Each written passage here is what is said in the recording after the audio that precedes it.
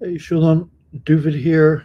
We are live for the Horde World Championship semifinals between Matvei and hod-konem96. Uh, that should be starting any minute. It should be starting like 5-10 minutes. I thought I'd give a little introduction, especially because I have not streamed in a while and I have a lot of things to talk about on another level, but this will be exclusively a standalone stream of commentary on Horde chess.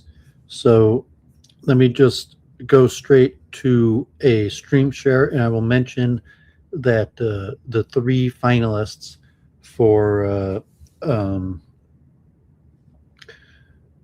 the match today, I believe, are all Russian speaking, although a few of them speak English also. So I hope they will both be coming on for interviews afterwards. It could be there will be Russian translation, and I may be willing to just put the StreamYard link in the chat and see who wants to come on and add some sort of commentary. Although, God forbid, the Horde community could be a little bit toxic and violation like terms of service or something like that. I hope that is not the case. But as of now, I put the link because um, I'm pretty good at Horde. Like when I was competitive, okay, Daggered Son there. When I was might be coming on to give commentary. I think he's Turkish. I don't know English. Um, at my peak, I might have broken into the top 10 in Horde, and I had gotten victories off of the top players, although they were a level higher than me. And I haven't played much in the last few years. I'm probably still top 50, but my knowledge of theory is lacking, especially opening theory. And if I played, a lot of these top players really get me almost every game. I'm not caught up on theory. I haven't played. I haven't put the time into it. And actually, I think a lot of these top players are teenagers. So we'll see if they want to talk about themselves or anything. But that's what we're here for today. So just show. Here is the Horde World Championships Lee Chess page. Just for anyone watching or watches this later, and put these links in the YouTube chat. So Svenos, kind of the godfather of the game. The history of the game. Horde might go back decades, but really only rises to popularity when Lee Chess includes it as one of the variants and one of the first theoreticians. Svenos, first world champion. A lot of the best techniques, opening ideas were first discovered by Svenos, and many of them still hold true till today. And there might be many still that he discovered that other people haven't figured out yet. Then Mindhunter, the Turkish champ, dominated the game for years. Anonymous, Cinnamon, Polish, Canadian math student, was a top 5 player, but we'll say was maybe somewhat lucky to beat Mindhunter. Didn't take him that serious, but ended up being world champion and was one of the game's main organizers, administrators on Lee Chess and the House Discord for a few years. Then Horde coach, who grinded away for years. I played him many times during his rise. May have even had a better record, but he grinded his way after the retirement of Mindhunter. He ended up world champion, still one of the top players. Till they're always Russian, Eastern European, Turkish, very strong players. But then last year, I'd say the rise of those being the strongest players, either because for whatever reason, Horace Matvei Hode has been a top player, top 5, top 10 player for years. Like he was always a grade higher than me. I think probably beat me like 3 out of 4. At one point, he almost adopted me like 10 in a row, and I really had to do some serious preparation just to not lose to him 10 in a row. So that's the type competition we're going to see here today. So let's look at the bracket. So in the final 16, you could see, Cyber Shredder, a common name, a top Racing King player. I used to be on the same team as him. Racing King Kings. Dude 128, the mod, the organizer of the event, got knocked out by hod-konem. hod-konem in the first part of the tournament. Dude's improving, probably top 50 player. Daggered Son, who might give commentary today, won the first round, lost the second one to hod-konem. So you'd see if he helps give commentary. He was a top 8 finalist in the tournament. Matvei, Frugal Dutchman. These are names people seen around. Matvei-e2e4 Anderson, Diablo, longtime player that's got quite a bit better recently. So Dennis Chuve lost to Horus in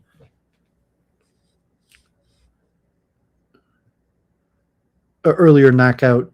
Dennis, very tricky Russian talented player, a tier above me, but never quite made to world championship level. And then Horus beat hod-konem 6-4 in the first stage. hod-konem knocked out Daggered Son, and then Matvei beat Diablo, and then Horus beat Matvei in because it's a double knockout. Then going back, Daggered Son made it a little bit further, lost to Dennis, who lost to Diablo, who lost to hod-konem, and now Matvei will play hod-konem. And I believe if Matvei wins this, or whoever wins this, they will play Horus, and they need to beat him twice in order to become the champion, because he won. That's the nature of the double knockout. So here is, probably why they've requested me to stream, because I've been one of the most common streamers of Horde promoter. You could see going back to 5 years, 2021 Mindhunter versus Cinnamon. Actually, some of my most popular videos are Horde commentary on the World Championship. I have a few of my own commentary of just me, banter style commentary while playing. I have an interview with Rune, Michael Moore, infamous Horde player, one of the top players who, for various reasons, is not in good favors with the mod. And that's him, a Druid, playing Mindhunter in a previous battle where Mindhunter beat him pretty handedly and easily. I have the semifinals of Horde Coach versus Stubbornfish. Stubbornfish, one of the top players for since the beginning of the game. So Horde Coach, one of the gatekeepers, beating Stubbornfish. And then Matvei versus Stubbornfish from last year, where Matvei was not defeated Stubbornfish to play Horus. And I think most people considered last year Stubbornfish beat Matvei, and so the world championship was between Stubbornfish and Horus. And I think most people considered Stubbornfish a favorite, but Horus ended up winning. So I'm sorry, Matvei did not make the finals last year. So let's see if they're getting ready. I'm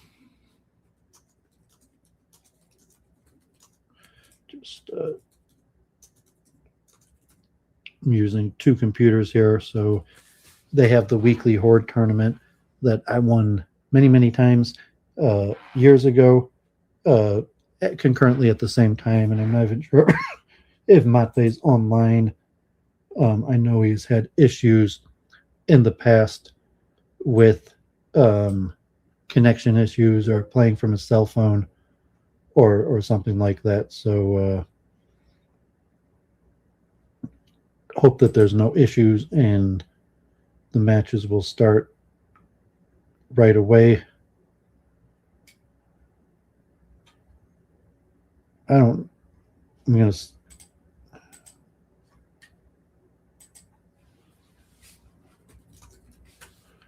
Let me just see also if my. Okay, so it's supposed to light up the stream, so I'm not sure if I did something wrong.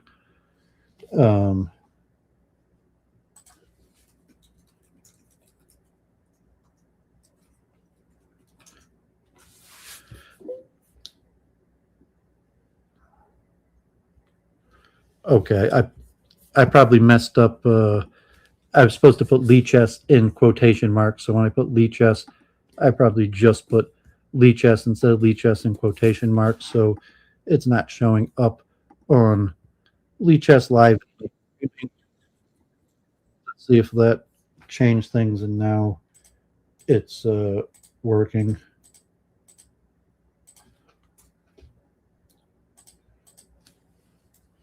No, it does still not show me live, so sorry for trying to figure this out online while I'm streaming, but sorry for trying to figure this out. Just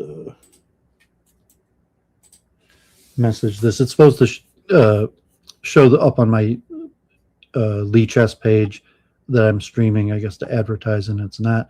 So I'm following Matvei, so whenever he shows up, it will go to his game. And here we have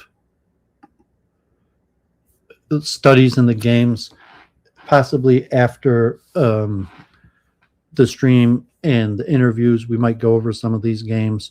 So this match was Horus when he beat hod-konem, and Matvei added commentary on these games. That's quite insightful. So I'll put that in the chat if there's any serious students of Horde to consider going over, and maybe we'll go over that after the tournament. And here is Horus's games versus Matvei, where Horus won, and that does not have commentary yet, so he didn't add commentary to that. But I will also put that in the chat if anyone sees that. And now I have to figure out why I am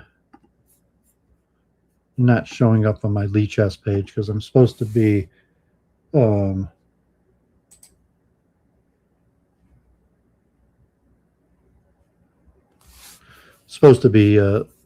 live. That I have a microphone or a streamer's page that, and let me see if I could.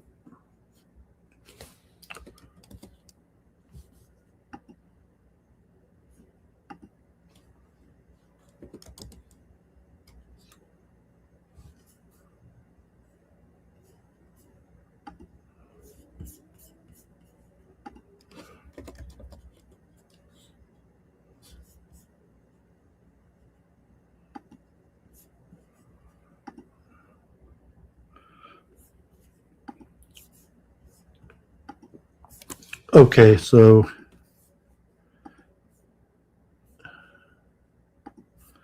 let me just see if I could pin that.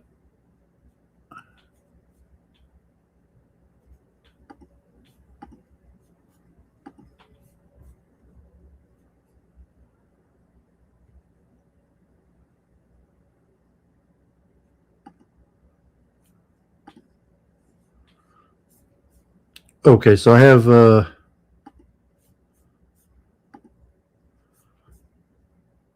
hod-konem is not live. Neither one of them are live. Is Matvei live now? Okay, so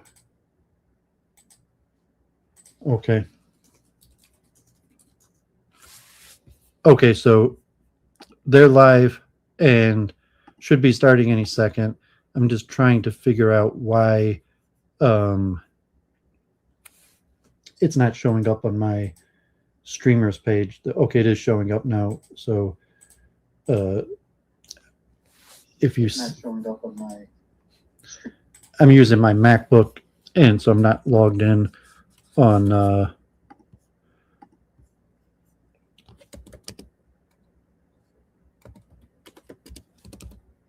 but if you see DIA Chess Club Studies, that's me, and the golden mic, meaning I'm live. So that's what just meant the golden mic. And so if people see the commentary on the sides, but now the stream should be live, and it should have a picture of the game that should be starting any moment. The link is in the chat if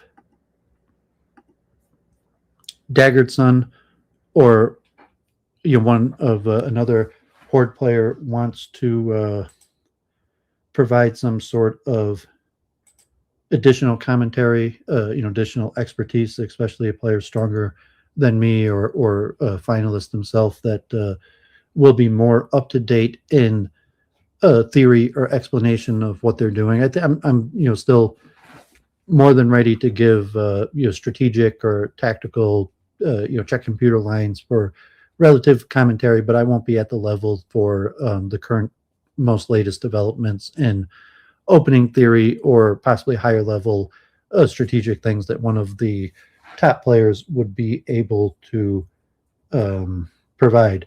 So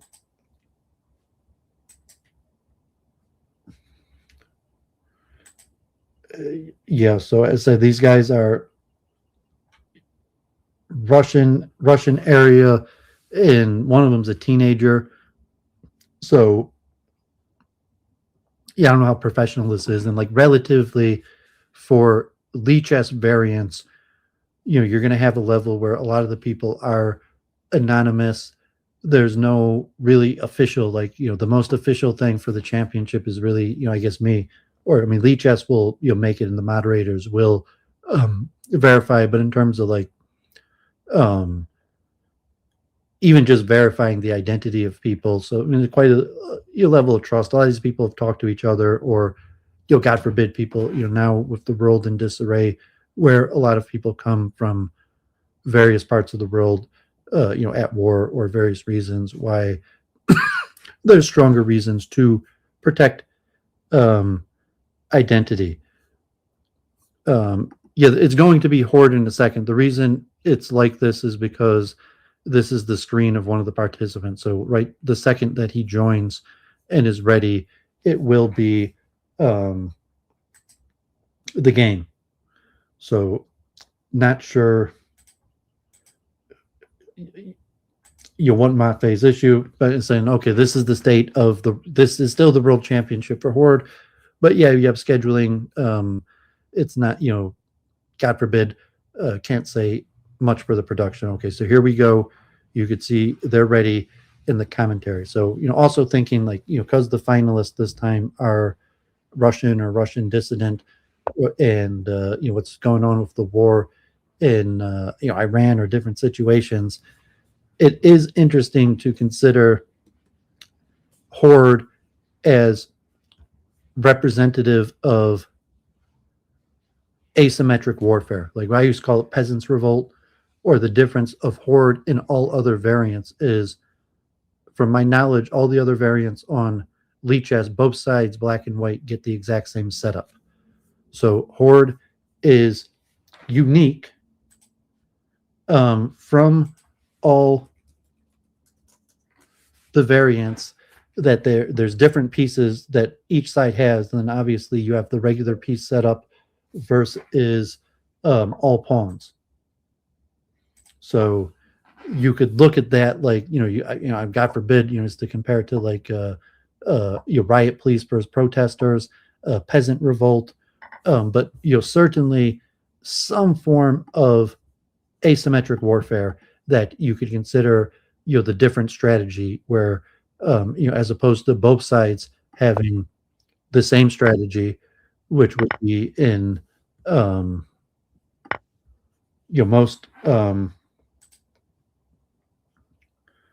most cases where, say both sides would have the same strategy.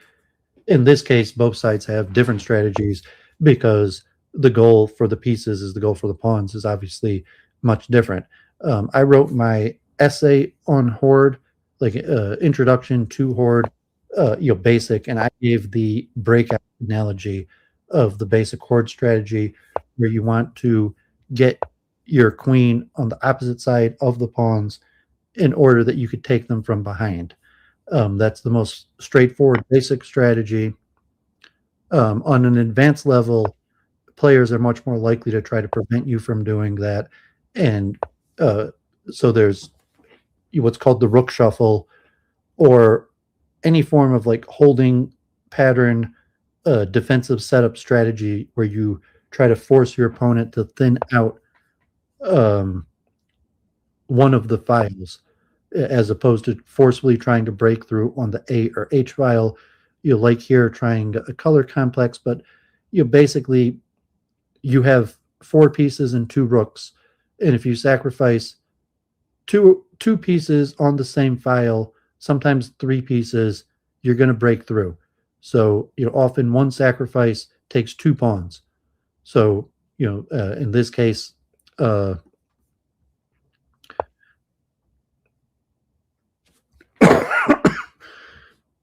Matvei is likely prepared a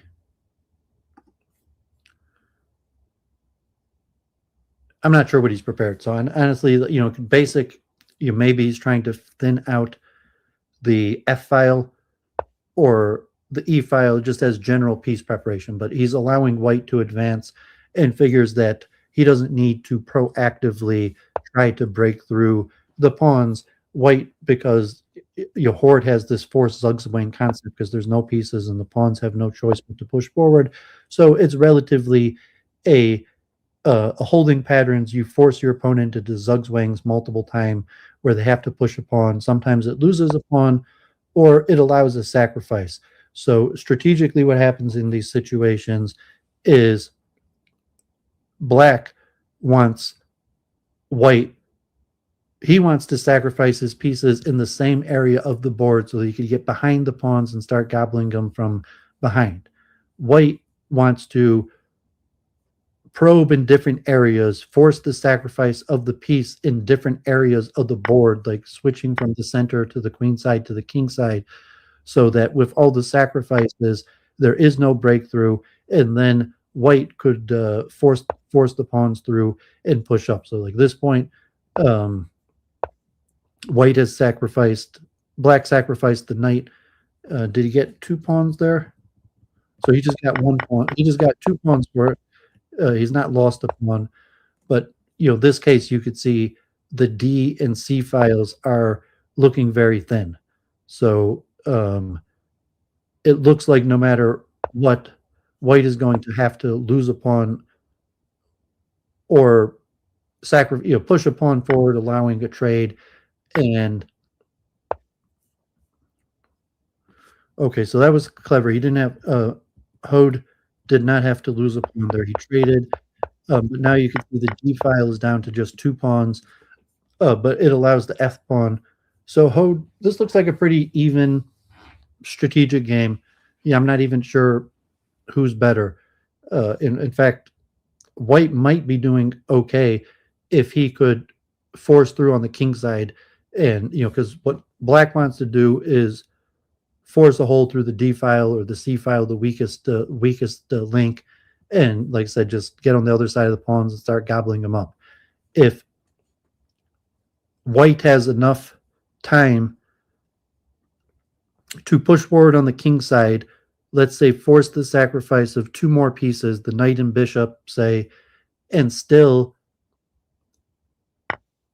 have pawns in reserve for more activity, then he could try going back to the queen side or the center.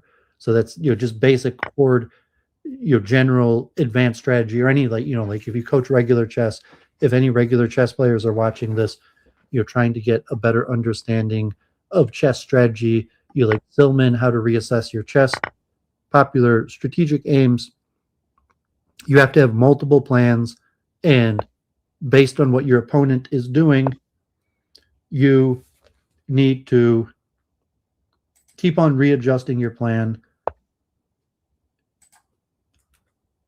and overwhelm or catch your opponent off balance.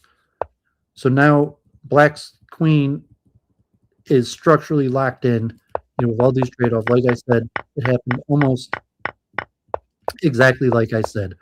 Black sacrificed 2 pieces, but did not successfully break through. His queen here is stopping further movement. They can't move g3 because the pawn h3 would fall. But now white could probably start moving forward on the queen side. I mean, he might. Okay, so he goes for it. He sacrifices everything to try to break through. I'm not even sure it works. Okay, yeah. So here he's gonna here it looks like he's gonna break through, but it's gonna take a few more moves. You could take on h5. So when he pushes the f pawn, that would allow. And now he probably plays c2. This looks better for white. So you see, eventually he was able to. Matvei was able to get the queen through on the other side of the pawns and start gobbling. Although I think just b4, I think he could just play. So he doesn't need to. He didn't even need to prepare. I thought he could have played b4, but he played c5 right away. And now just b4. So this should be winning for white. So props to hod-konen for generally black is favorite. So the problem is d2. The queen really can't move away to b4 push. Yeah, now he could probably just play d7 and he has to sack the queen.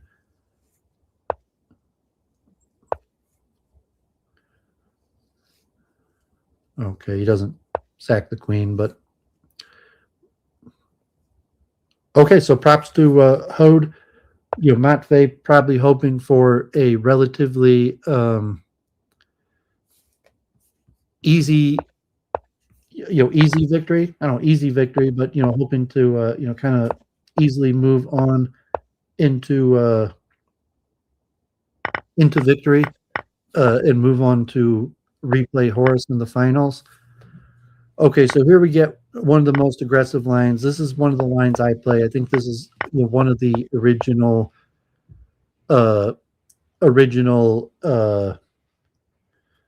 champion. I just forget his name. The first person who played the game that came up already with this line, and this is the most forceful. Conceptually using the knight and bishop, and this way of not taking the bishop in order to not allow the knight to hit the pawn on a4, and the knight going anyways with the quick sacrifice. So now generally you have to sacrifice the bishop, get the queen over. Okay, so this is a slightly different variation. Like I said, Hode, even though he's not the favorite here, is much more up on theory. And you see, neither one of them used any times is all well theory. I used to play in this line. I would allow my bishop to be captured. I would just allow the capture of my bishop and try to race ahead. And it's about even. And some of the top players would beat me with white, but that would be my best chance going into this line. So I guess here, I'm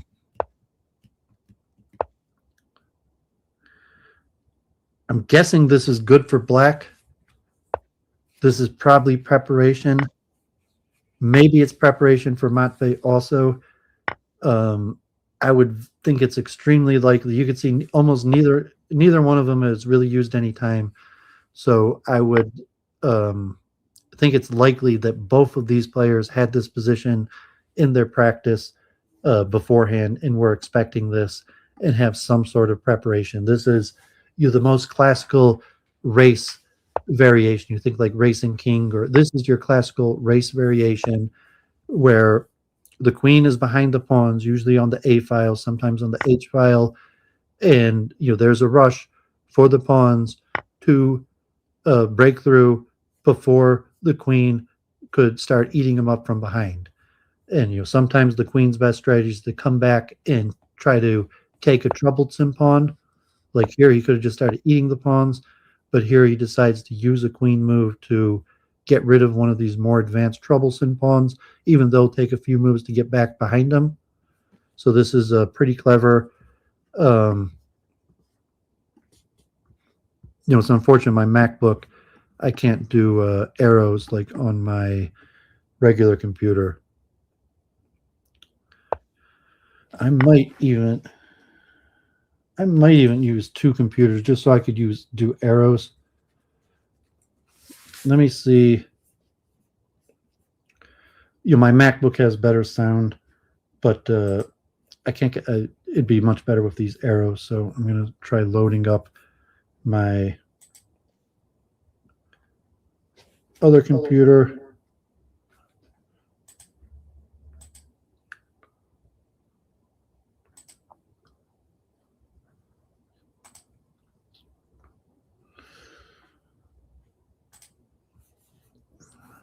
Okay, so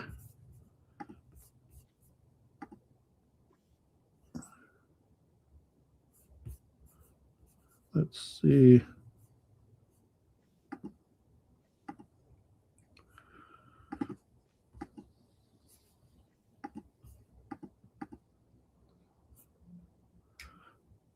Okay, so let me make sure the sound is still right. Everything is going. Okay, so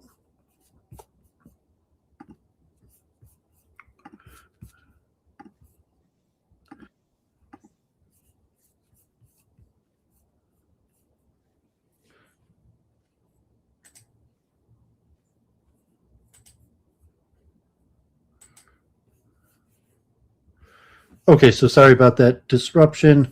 And I think now I'll be able to use arrows. So just looking at this, so like I said, he gets behind the pawns. He chooses to try to disrupt the most advanced pawn. This is looking, pretty good for black. Well, I mean, there is some remote chances. Sometimes the rook, the queen comes back. He's going to probably, so this should just be winning. He could push e3, but then the rook could just sacrifice for the pawn. So this should be easily winning for white. So, for example, now he's threatening here, but the queen, after takes, the queen comes back. And even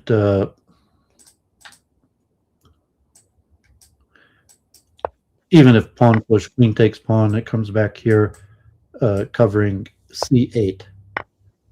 So this will be 2-0 for hod-konen. Stunning. So big upset here. Matvei, big favorite here, going down to hod-konen. So we'll see what happens. And Matvei is doing a moderated rook shuffle with the d6. Most often the rook shuffle is with h6, and d6 has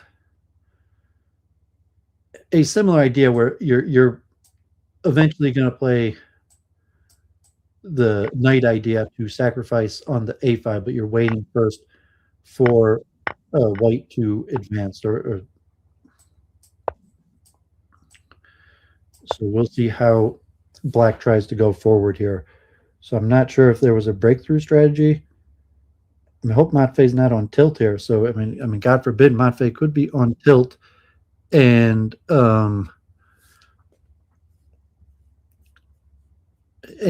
making unwise decisions that are going to likely cost him the match. Because I got to say, I do not think this I don't think this is book. I mean, white has a problem in the position in that he can't push b4 because then a4 hangs. So how to make progress, and he can't push d4 because of the c5 pawn. So this is a certain holding pattern already where white has these weaknesses in his position. Although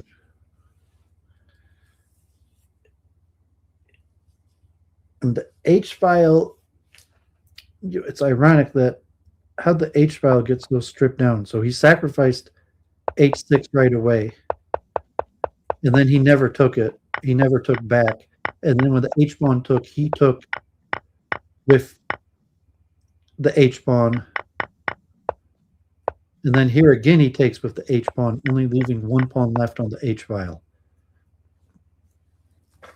So how dangerous is only having one pawn on the h file? Where does Matvei have better chances of breaking through? Can he get his queen? I mean, obviously he could play knight takes f6, queen takes f6, the rook h7 right away. There's, plenty of chances right away for a breakthrough. He chooses to sacrifice the bishop on d3. I'm not exactly sure the logic behind that, although now you have the direct threat of just playing rook takes h2, pawn takes h2, queen h4. He could get in d5 right away if he wants. I'm not sure if it helps. Yeah, I guess d5 looks like a tempo. He might as well take it. Queen g2. He might not be able to get away with the immediate rook sacrifice, and we'll have to prepare moving the rook, the queen rook battery to get the queen behind the rook. And that gives Hode significant time to create a serious queenside attack. Just the d file, c file opening up with the pawns. But at this point, usually you're best off just going for the breakthrough right away. I mean, occasionally, but like if you're going to go for the breakthrough, often, sooner than later, the better. But occasionally there is strategically some good moves to make before going through, carrying out the breakthrough, and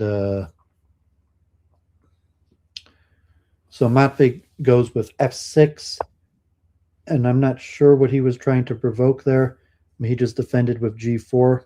I mean, he's probably trying to provoke a trade, and he didn't get it. So like I said, my intuition is that he probably just should have went for it. But maybe at this point, yeah, he feels he's better off on the queen side. So I could see that where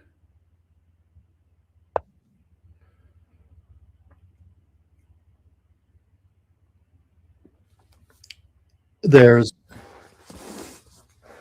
better chances on the A file than the H file relative to defensive reasons.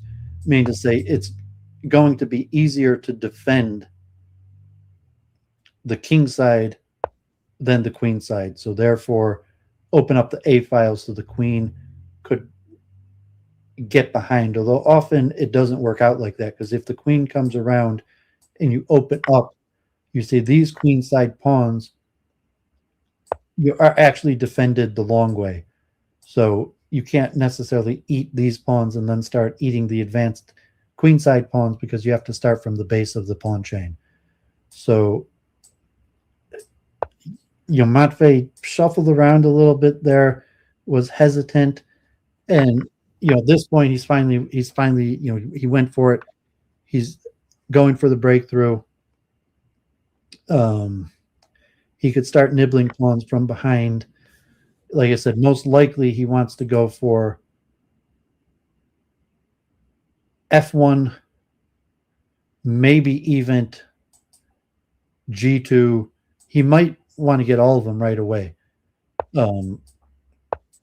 Okay, so I guess he figures that it's worth just getting d4 rather than the whole base. You get d4 right away because it couldn't be defended by e3, or else d3 would have dropped. However, now it's going to take 3 moves more to get back behind the base of the pawns. So here you have, and here he could also consider rook takes h2. You could rook takes h2. He took back, he would have been able to take. But this is looking very dangerous for Matvei. What he does have here is the rook and bishop to sacrifice. He still has 2 pieces to sacrifice. So he has to be very careful about a c4 or b4, c5, and then this pawn would probably be winning. So he could.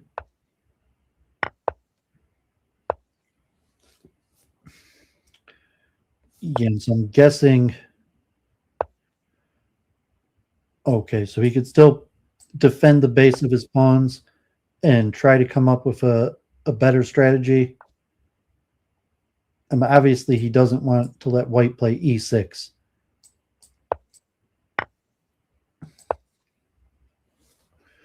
Okay, so he jumps off to get both pawns ahead. And yeah, does he just play b4? Can Matvei hold, or is something eventually going to give?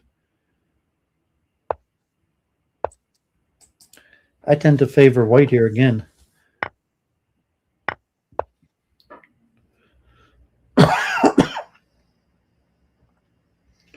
Although, is there a win here? I mean, he could still also push g3. Yeah, so he switches up to the king side, pushes g3. Does he take with the f or d pawn? So if he takes with the d pawn, he doesn't even take. Crazy. So yeah, if he took with the d pawn, it probably would have been losing.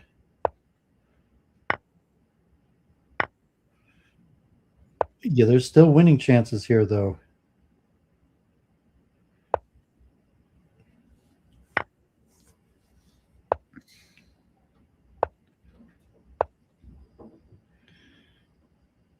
Okay, this is winning because this square is protected. If he had... Oh, no, he still had there. Okay, he's got queen here coming, and then he could take the pawn. Can he stop it? This might still be winning. I think king here might be holding. No, but then pawn push. I think this is winning. Pawn here is winning. Yeah, I think this is winning because next move is coming g2, and then he'll have to take, and now we could do a d1 or b1. This is winning. Well, props to Hode coming in 3-0. Wow, no one expected Hode. No one was picking Hode as the favorite, and here he's coming in 3-0.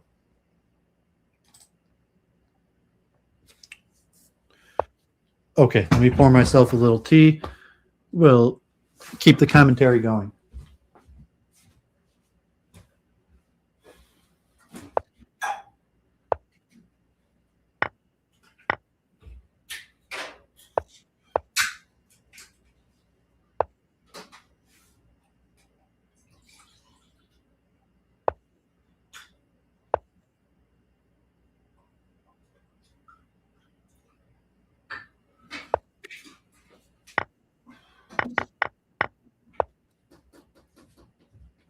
Okay, just trying to give some running commentary here. No one has joined me in the chat. I don't know if Daggert's son, we got a handful of people watching. Appreciate you watching. Hope this is useful to some people. The finals will probably have more interest.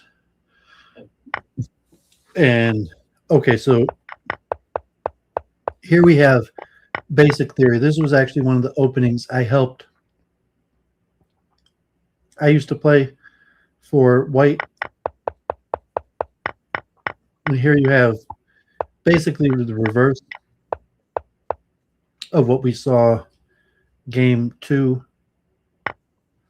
on the king side. And I would not be surprised. I know hod-konen's a little, I think he's in his 20s. He's a chess coach. He's a chess master. I mean, Horde is his best game, but I mean, you could see he's played almost 10,000 games. He's a coach. He's ran computers on this, and I would not be surprised if Hode has, so to say, largely won this in preparation. That he figured out how new opening novelties. We'll see if Matvei comes on for an interview afterwards, or if Hode joins, he might need a translator from Russian. But if these are opening novelties that he specifically researched, so chess at any level is largely won in preparation, but chess at the highest level is almost exclusively preparation. A lot of it is preparation specifically for small opening advantages, or the accumulation of small advantages in the opening based on specific preparation for your opponent, knowing their style and weakness. So this appears to just be breaking through. Like I said, I've never seen this variation. I sometimes play the f6 here. So I play f6 with white, and you get an interesting line that was seen in the semifinals. But I've never seen this on the king side, or maybe Mindhunter used to play this, and then sacking the rook, which may have been a breakthrough the whole time. So it's very likely that this was definitely breaking through the whole time. Matvei's, immediately striking out on the queen side. It's probably too slow. This is shocking. Hode is likely to get ahead 5-0.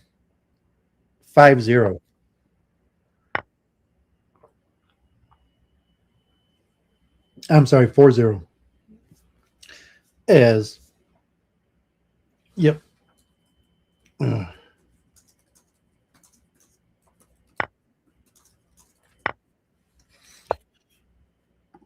Okay, so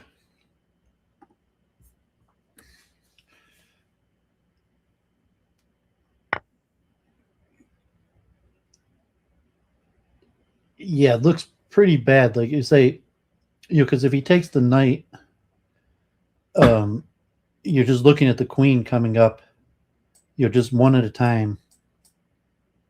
All these pawns are going to fall, and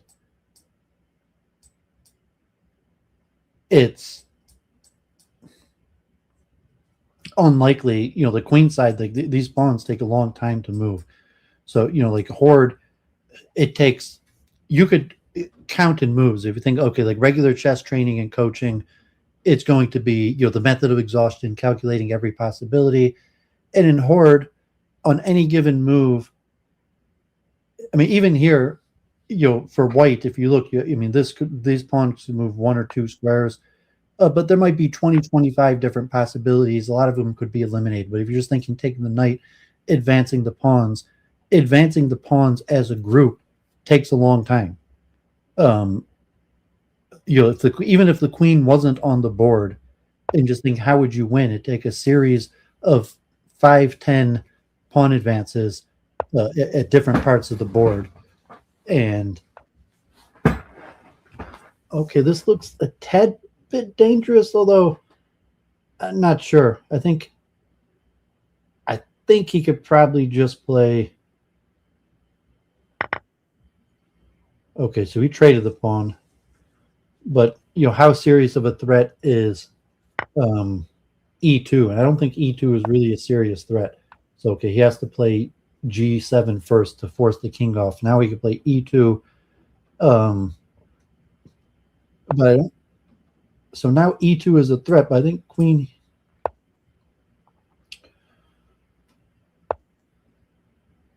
It's a little bit clever.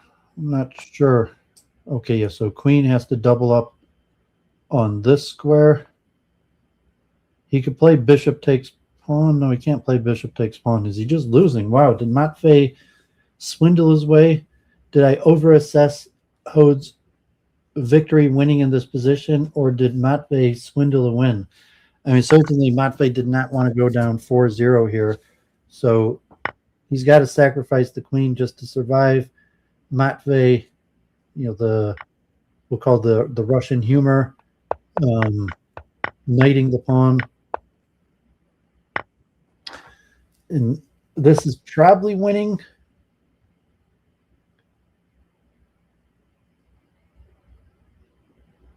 probably winning for white, although just the knight could stop these pawns. Can the king stop?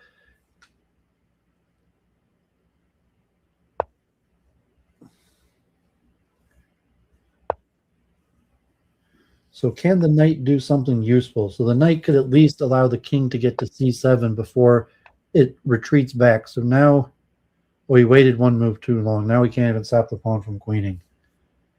Okay, so Matvei got on the board there. Just curious if that. I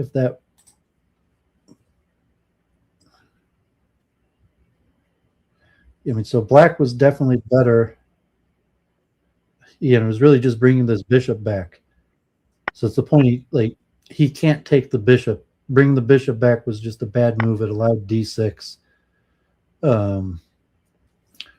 Okay, so that was a tactic, an error, an unforced error that Hode made.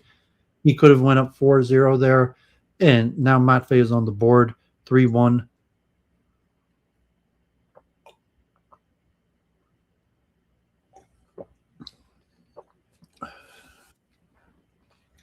And Matvei is returning. Cinnamon used to play. Okay, so he didn't do the rook shuffle, but he's going back to a holding pattern. And like I said, these openings are really kind of just beyond my expertise. Because there's no clear strategy of black, other than to thin out. The obvious strategy is to thin out. And so it's more loose than rigid, that I would say. So these are more setups, like I say, but they're not like classical holding patterns that were rigid pawn structures that kind of telegraphed that it was obvious where you were trying to create a weakness, on what files you were trying to create a weakness. As opposed to this, it's a looser strategy. I assume he's going to sacrifice on e6, but he doesn't have to. But then f5 is coming, although f5 is coming either way, so he might. This may have.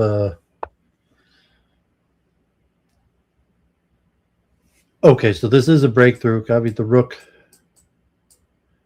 and there will be a breakthrough on the h file. So I thought it was a holding strategy, but like I said, sometimes these are versatile, and you could switch from a holding strategy, thinning strategy, to a breakthrough. Although the old heuristic, when like Cinnamon and the House Discord were big into the game, making the commentary, the heuristic would have been you need to break through by move 20. Hopefully much earlier, like by move 15. But if you don't break through like by move 20, it's not as conclusive that you're winning, that the attack on the other side of the board won't come through in time. So here you have a breakthrough, but it's coming around at move 20. White already has an advanced center, although there is the open A file, and the queen side is not very much advanced. So, I mean, if you're thinking, for all of these pawns to move up the board, really is going to take like 15 moves. Because it's really a substantial amount of time. Because you think, okay, the pawns on the C file, C4, the B file, you might have to advance all three of them. So that's 6 moves just to advance these pawns that are going to get traded off or sacrificed for maybe more on the A file. Matvei's reasoning that he wants his king. I'm not sure if he's going to move his king to G7 or he just needed to move the queen there. I'm not sure if he wants to take and start. taking the queenside pawns, or if he wants to go after the kingside pawns first. So looks like he is more concerned about the kingside pawns. Like I said, the queenside attack here is extremely slow. Like, take 10 moves for there to be, because the rook, bishop, knight, and 2 pawns, each one of those, the pawns have to be traded off. And the knight, bishop, and rook might be able to get 2 pawns. And so for each pawn that gets traded or taken, it takes multiple moves for that pawn's replacement to get there.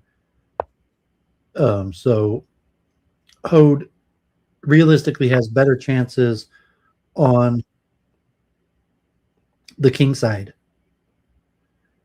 You maybe even keeping this knight out. Yeah, so Matvei is scared of the potential harm of the king side attack. Brings his queen back immediately. Doesn't even, he could have tried working the queen, around, trying to pick up these pawns on the way. But he is enough cautious about what may happen that he brought the queen back immediately. And they think, very soon, this pawn structure is extremely strong because, like I said, the base, you're not really going to be able to pick off these pawns because the base is protected all the way from the queen side. And the knight, what Matvei probably needs to do, he needs to move the bishop and then the knight to sacrifice on f3 and the queen, and then he could take away these dangerous kingside pawns. But will Matvei have time to redirect his knight to sacrifice on f6 to safeten up? And if he can do that, Hode will have 5-10 moves on the queen side. So, so now the queen side's advancing. Maybe Matvei doesn't even have a chance. Like if he plays bishop e1, he can't get away with playing e6. You play e6 to prevent the knight from coming, then this pawn will fall right away. So I'm guessing we're going to see it, and then he's going to sack on f3 and try to eat up these pawns. And now, like I mentioned, the queen side is coming for counterplay on the queen side, but the problem is that it's really, really slow because he doesn't have the 2 moves to defend the pawn from there.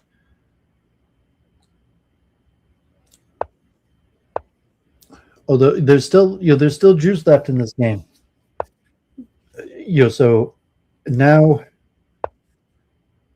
the queen side attack, because it's going to take a while for the queen to get behind these pawns. So these pawns could be protected and advanced. You're going to have c6 coming extremely quickly. c6 comes immediately. You could have as an immediate plan. This looks winning. Wow. Hode 4-1 there. Shocking. So we could check.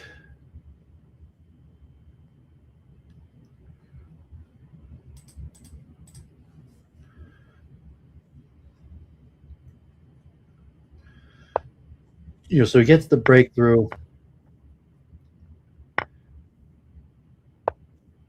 Yeah, computer, I'd say, like, you're almost always just better off going for it. Like sometimes these moves are necessary, but white is always a little bit better. At some, maybe black was even.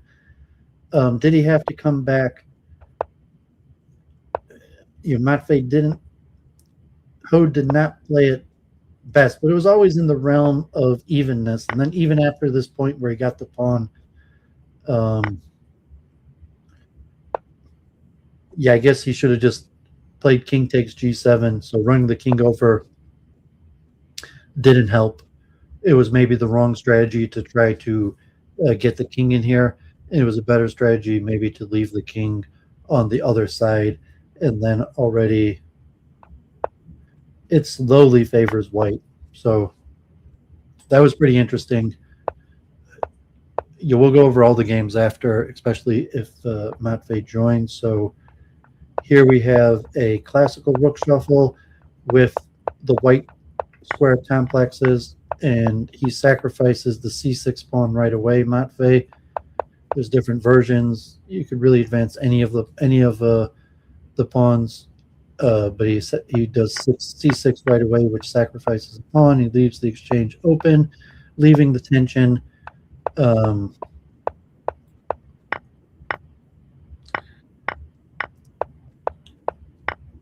Okay, so there's multiple ways to go about it, and obviously he could have taken the pawn, but he prefers to give up a d pawn, which has to be pre-planned strategy to, and then even Hode to give up the knight right away. I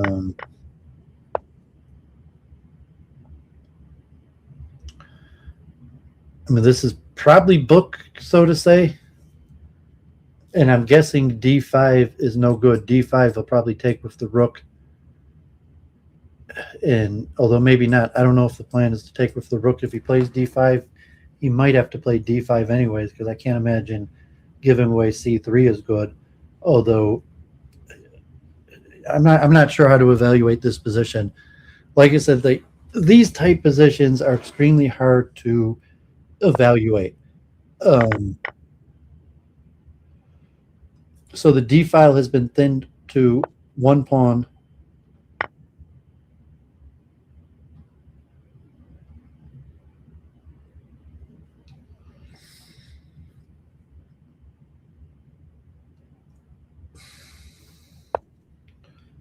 I mean, he could immediately snap this pawn. So if he took on a3, he couldn't take because queen c3 came right away, but he doesn't have to take. So yeah, if he's just looking at this pawn as the weak point. So there is an interesting factor here that if he takes,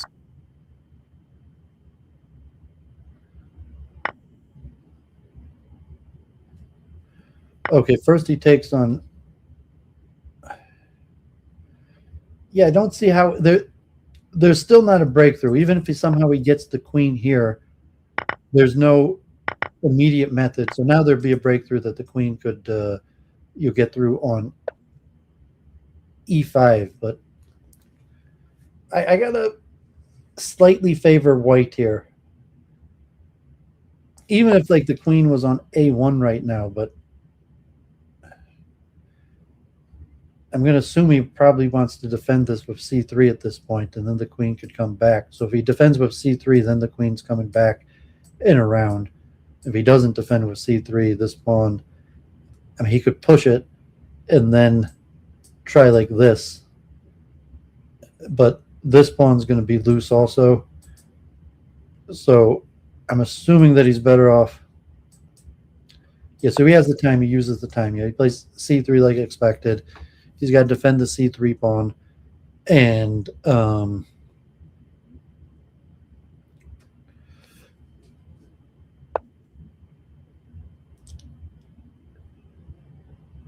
okay, allowing, I'm not sure. I mean, queen a4 threatening d1 made more sense because obviously,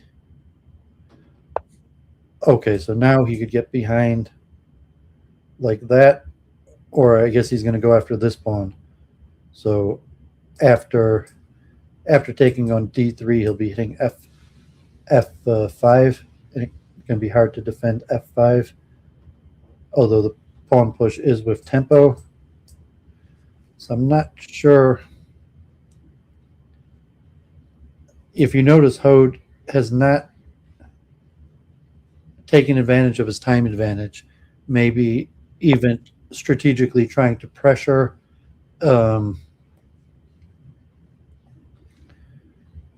strategically trying to pressure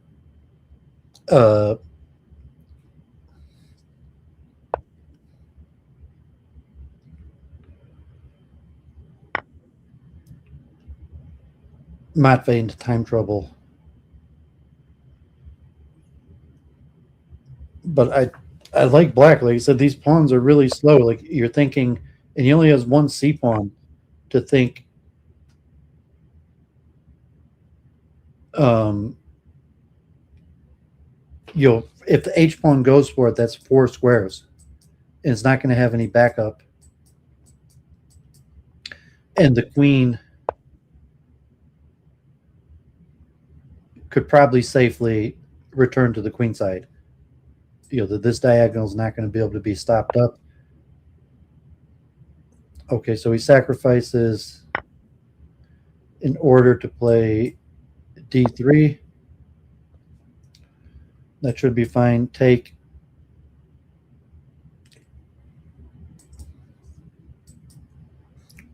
So how serious is... So the threat's probably f3. He probably if he plays f3 first, then d2 is a serious threat. If he plays d2, the problem, the king is going to... Okay, so Hode sacrifices the rook, and now f3 has been blunted.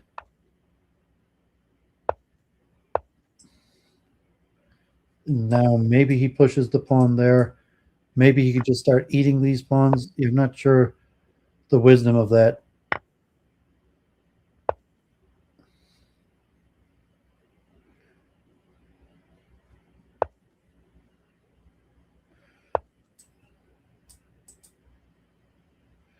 Yeah, I think he had to take first.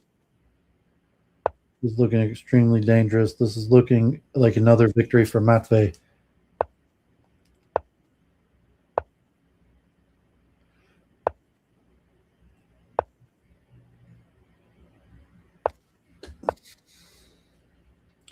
Okay, he just can't move the queen. The only thing you do is move the king back and forth, and eventually the pawns are going to break through there.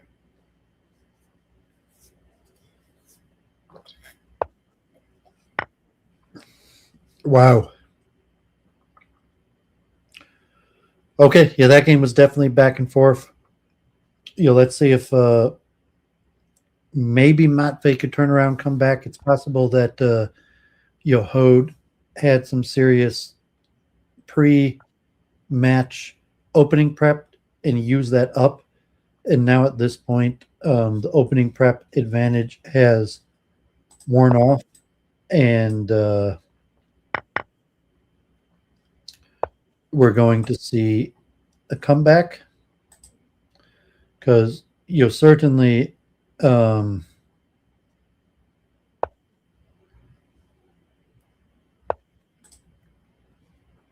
certainly there was an extreme advantage to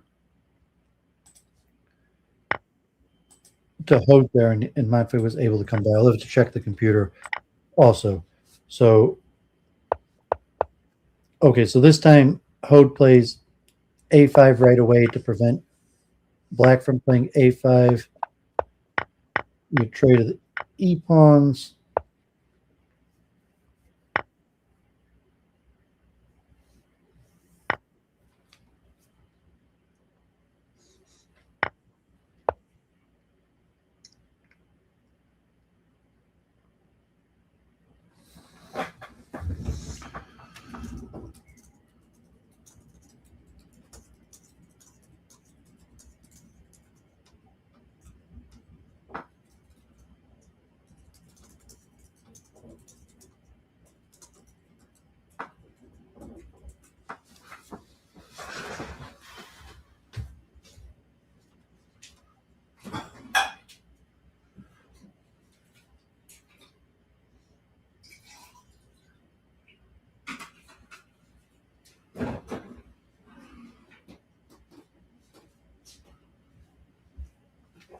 Okay. So what do we got going on here?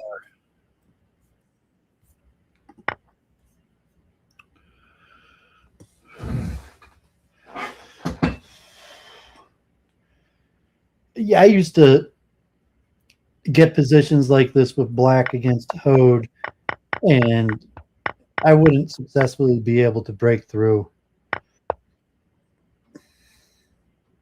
So I'm not sure if c6, if he wants to take the pawn.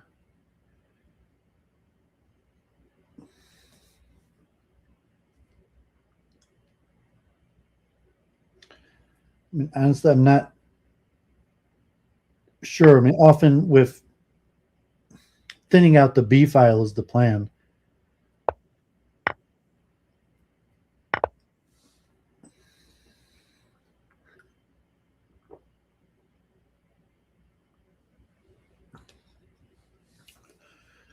So here you,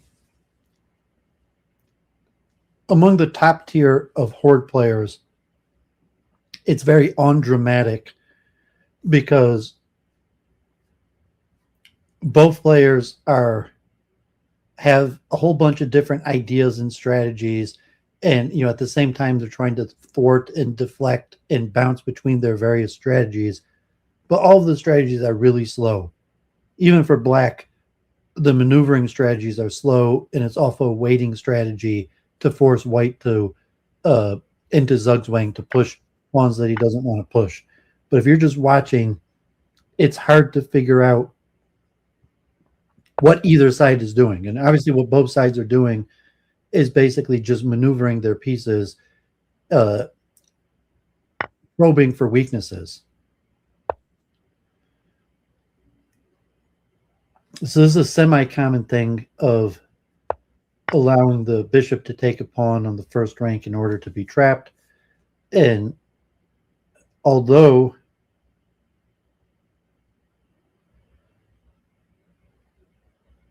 it doesn't really matter if he does it right away, but eventually if he takes here and this pawn takes back, then the d file will be thinned down to just one pawn.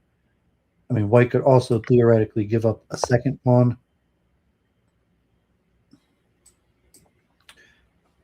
I say this is looking pretty good for black. I mean, c5 coming here. I mean, it looks like he's just breaking through on the d file.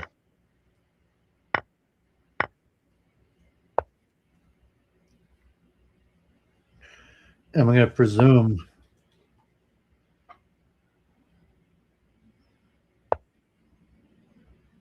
so this should be all she wrote with both rooks on the back rank still.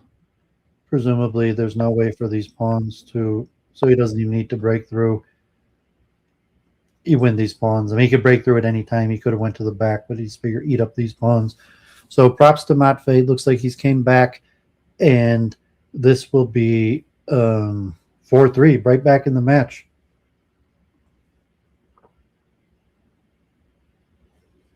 From that turnaround of the fourth game that Hode had the advantage, to now Matvei has readjusted his openings, and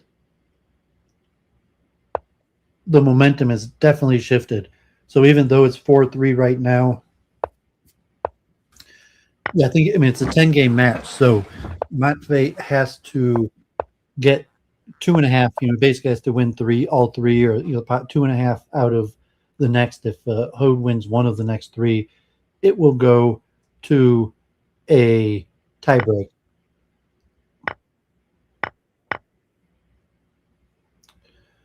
Yeah, I don't think these guys aren't break type players. When I do chess training, I mentioned chess, you practice your concentration, and in practice you practice like an hour and a half, 2 hours.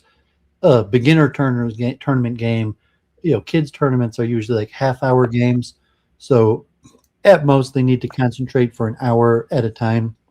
To more competitive regional, state, national championships might be 2-hour games. 2-hour time controls where you might, it'd be a 4 or 5-hour game. So a good chess player a competitive adult chess player will be able to concentrate for hours at a time, 4, 5, 8 hours sometimes. But sometimes like a bathroom break or they give a person a 10-minute break. Racing Kings, sometimes they give a break. They even allow the person to regroup, refresh, check the computer, check their prep or something like that. I don't know what if they agree to that. Like most of the tournaments here, they have some sort of agreement, but you're just the dude, the moderator who is welcome to join the stream. He's the official mod for this tournament, noting that these players are probably not going to take the break, even though they're allowed to.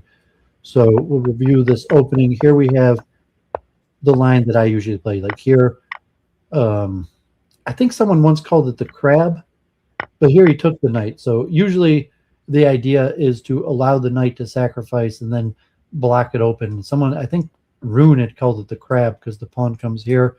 But here he allows the knight to be sacrificed and just into a holding pattern. So I'm not really sure. I'm sure this is theory, and theoretically, obviously the main thing that this accomplished was thinning the d file to one pawn. So if that, how allowing the knight to be sacrificed. So the opening theory, like you see it shifts around, like so you think, what's he doing? What's his plan? And then all of a sudden, you're looking a few moves later, and it kind of clarified what the plan was. The plan was to thin the d file, but it becomes a little bit unclear of how the moves or why the moves help thin the d file. And from the more advanced strategy, like the level above me that Hode is definitely on, Matvei, their opening probably was not just one strategy. They have multiple opening ideas that feed into different middle games and based on what their opponent did. So Horde opening strategy could be very complicated like that because they have multiple transitions, so to say, from the opening to the middle game of once the middle game in Horde is, we'll call it the thinning of the files and the breakthrough. So the plan, the middle game plan is like, what file are you trying to thin, and that comes on more from the opening. So at this point now you have a classical holding pattern, white color strategy, and the key point here is d5.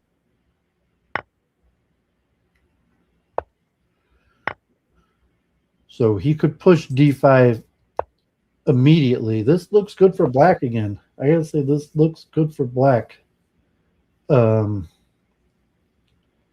he force a breakthrough? I mean, yeah, so you could just sack the rook for this pawn. I mean, really all white has left is the potential for a kingside attack, but sacrificing this rook with this pawn is coming immediately. Then this pawn falls.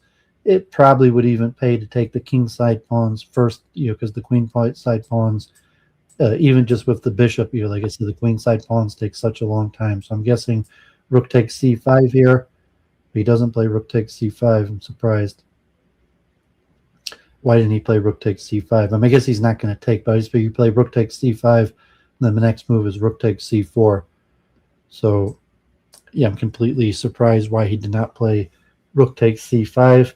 If you notice, Hode is kind of blitzing these games. Strategically, I guess he figures Matvei is younger. Matvei has like a 2,500 bullet rating. Hode only has a 2,300 bullet rating. So I'm not sure why strategically Hode is blitzing these, if he's trying to keep Matvei in time pressure as opposed to using time. And I gotta say, like, I really don't understand why Hode just didn't take on c5. Like, obviously he doesn't have to. I guess he just figures that white's already in Zugzwang. To me, taking on c5, but if he already has a Zugzwang saying that white can't push b4 because c4 is going to drop. If he pushes d5, c5 will drop, and the king side, if he pushes g5, h5 drops, trades that I mean,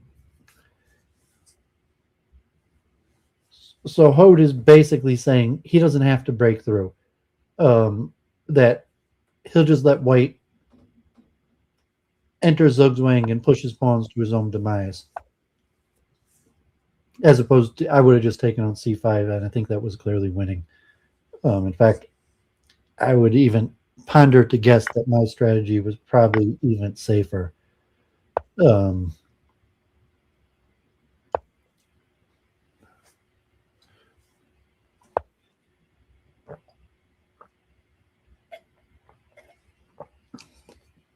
Because, I mean, you also have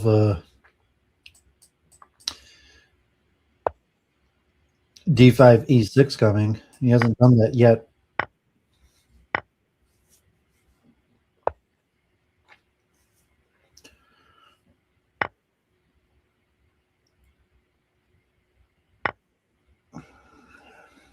So,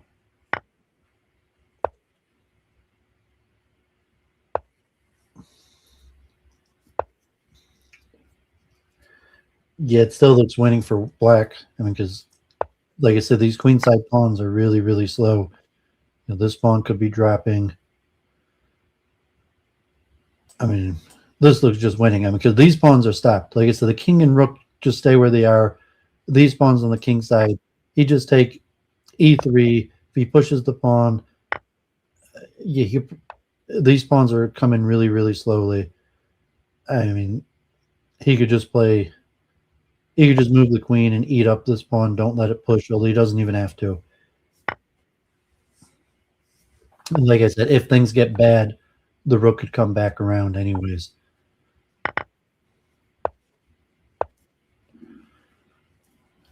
Although that really wasn't the best way to play it.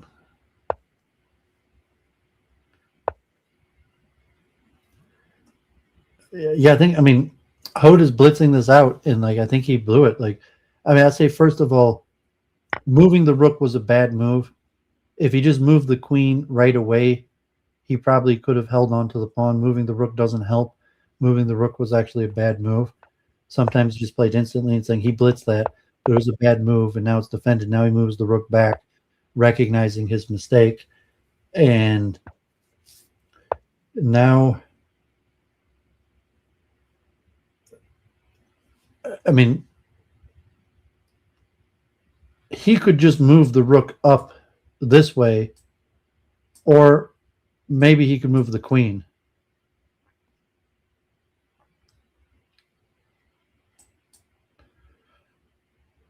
Probably could move the queen here, and then maybe he could sacrifice this pawn. It's probably still winning for white, but as I said, he shouldn't have blitzed those moves out. He you messed it up a little bit, and like obviously he can't take the pawn, but it's not a threat. Although on tempo. So if he moves the queen back, then the pawn pushes and he can't get the queen back. And if he moves the rook up, then the rook back. So can Matvei Zugzwang black?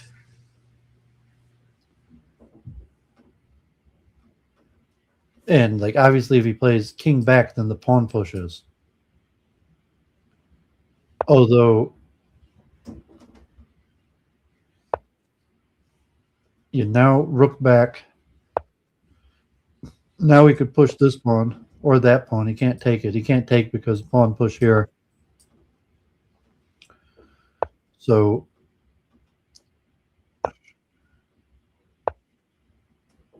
he probably can and should take it.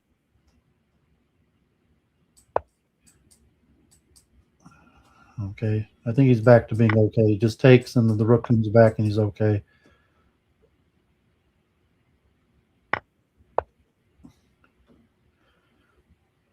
Or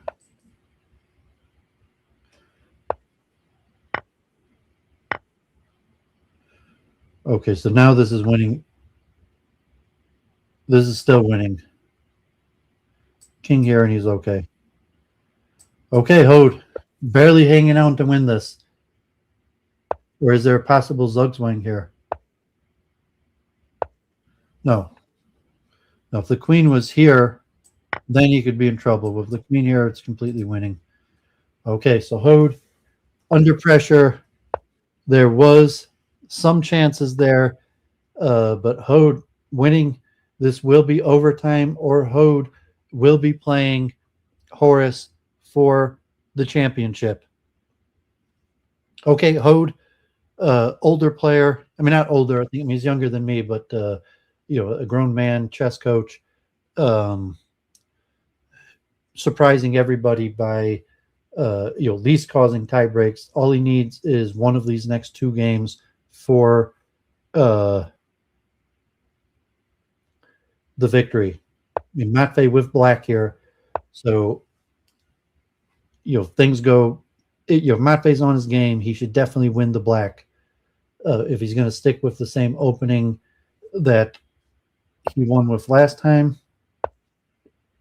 Does he trade? Does he do a rook shuffle?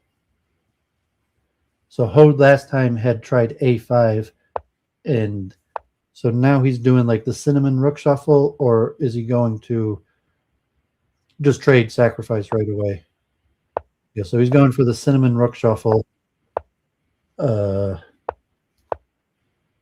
this is book. There's multiple ways to handle this.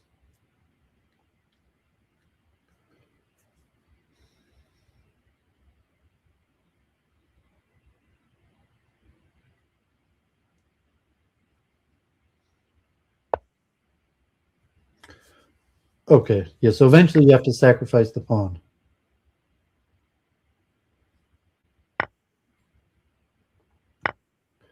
And so presumably d4 here. No, e6.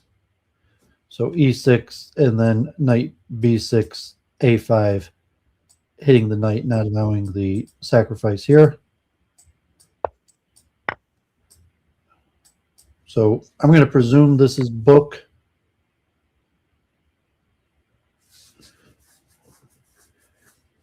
But I don't know, man. This looks good for white.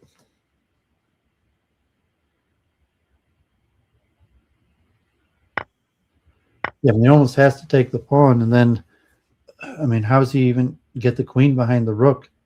How does he get this bishop out? I mean, obviously, he could do go for this right away. He could even play, but I'm not sure how that's breaking through. I mean, so what? What's even the threat? This bishop is completely blacked out. I mean, I'm guessing this is prep or some sort, or maybe he tilted because this does not look good for black. Something went seriously not according to plan.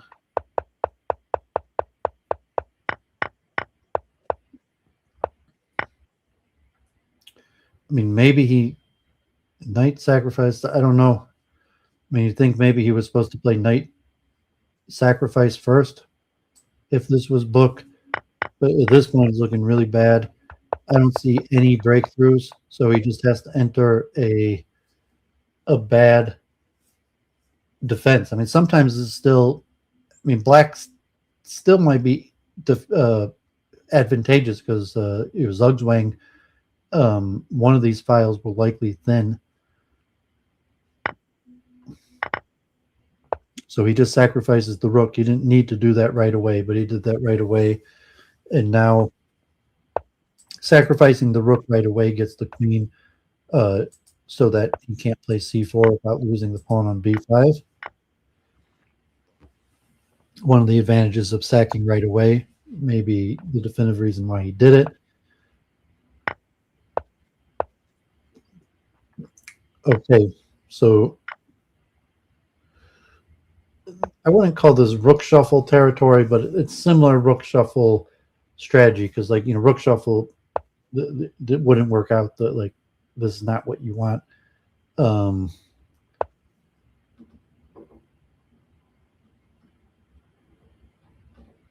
guess if he takes, he's probably going to take on f6. So now if he takes, bishop comes back to defend g5. I'm not really sure that strategy. I guess he had to play d6 anyway. He doesn't really have that much of a choice. Like I said, he can't move the c pawn because then g5 drops. So I guess g7 was the idea. The idea was g7, and so now the pawns are mobile. So the rook and the queen are not really doing that much. Can't really do that much. Well, the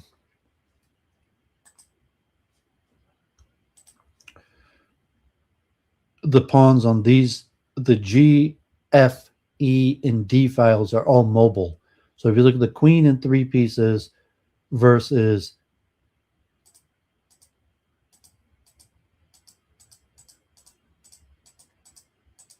these pawns. So you're just looking over the next so many moves. What happens if white just pushes these pawns? Can the queen even useful trying to get back in the game? So Matvei tries to work the queen around. Like I said, there's really nothing that could be done against the advance of these pawns. And is that enough? And my guess is that it is, although we will see. Okay, so Matvei decides to try to sack the knight right away. He doesn't take it on the first offer. He still does not have to take it.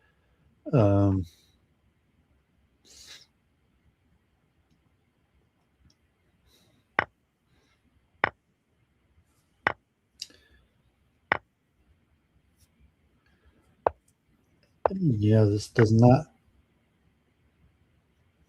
look good. I mean, like f6 is coming quickly. I mean, he needed to free his piece. So at least that sacrifice freed his piece, got his rook to be able to capture a few of these pawns. But, I mean, f2 looks extremely dangerous.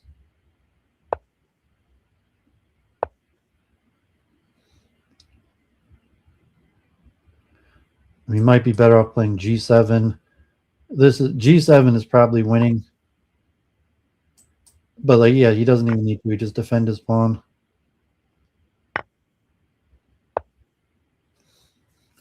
Try to free some room. And just pawn here is devastating. Wow. Hode wins the title for the match. Gotta say, that was not expected. Although, it's a match, and chess you play, and the better man wins. So props to Matvei. See if he wants to come on and talk. I just sent him the link. I've never spoken to Hode, but I will send him the link too if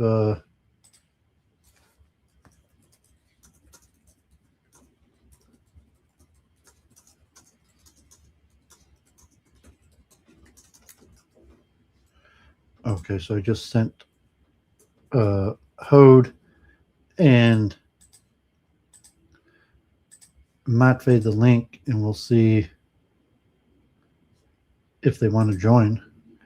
Otherwise, I mean, Matvei was the person requesting me to stream this, and I'm assuming he was expecting to win.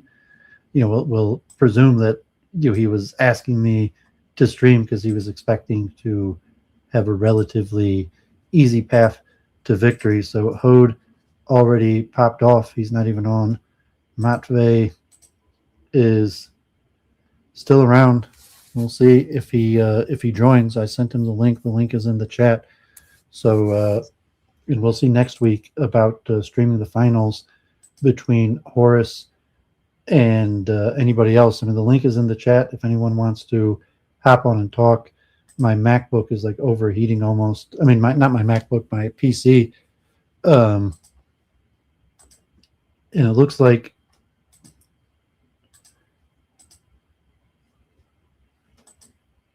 Matvei is still online, but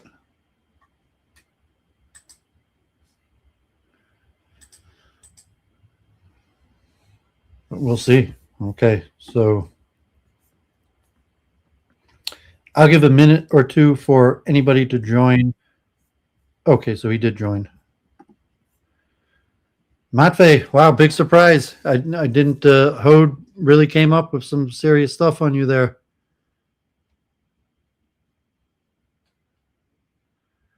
Are you there? Yes. Okay, I mean, I guess, like the Olympics, I mean, it's unfortunate you lost, but any, I guess, initial comment or expectations? Do you exceed your expectation? Was his opening, you think he had special opening preparation, or were you just not prepared? Mm. It's tough to say just after the match had happened, but I think I'm okay with my opening preparation. I didn't prepare much, but what I did, I played, and I think hod-konem just played really well overall, and there were some tough end games where it doesn't really matter what the engine says because it's just difficult to play for one side. For example, my last game with White, You it want to was go through them one by 7-4. one? Yes, sure. But like in that game, was winning at the point, but then I lost. Yeah, I mean, he got off to an incredible lead in the beginning.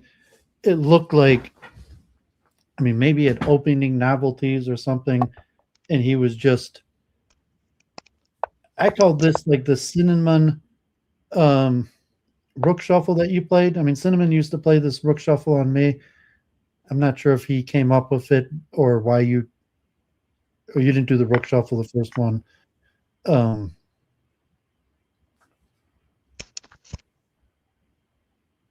well, this is the first game. Yeah, I mean, I'm not up to date on opening theory to say I wasn't perfectly following what was going on,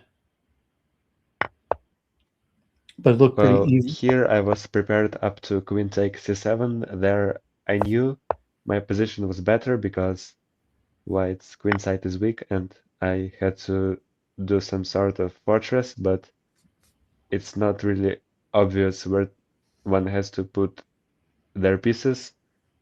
So apparently my b6 idea was wrong and I had to keep my rook on a6 and then if white takes on e6 I take with the rook there and Is then this what you had apparently the planned for d-file when you was played weak. this? Hmm? Is What's the this question again? is this what you had planned for when you played this? Looks like we got Doggers Don also. Are you there, Doggers Don? Yes, I am here. Okay, so we had another finalist that was uh, eliminated and finished in the top 8 or top 6. I'm not sure the final ranking, but your props for your performance and coming on. Um, I guess were you shocked also that Hode won, or did you think he had chances in going in? I would have thought going in that Hode that Matvei was like at least a 75-80% favorite.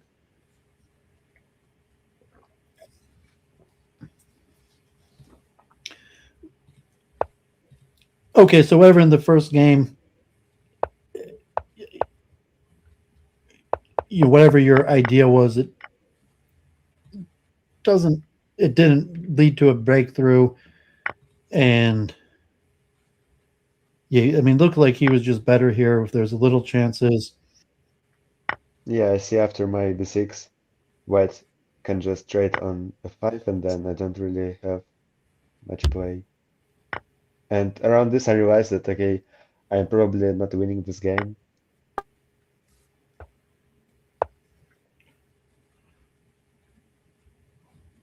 well, I mean, can you even hold it or your best defensive strategy, and here you really, Zug's wing. It's nothing you could do.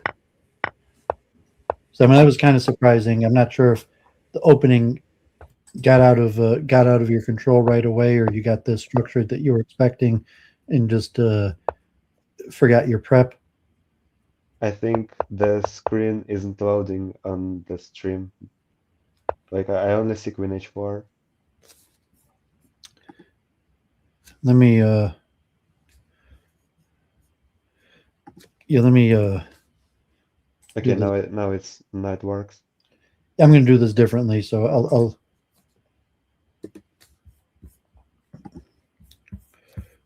let me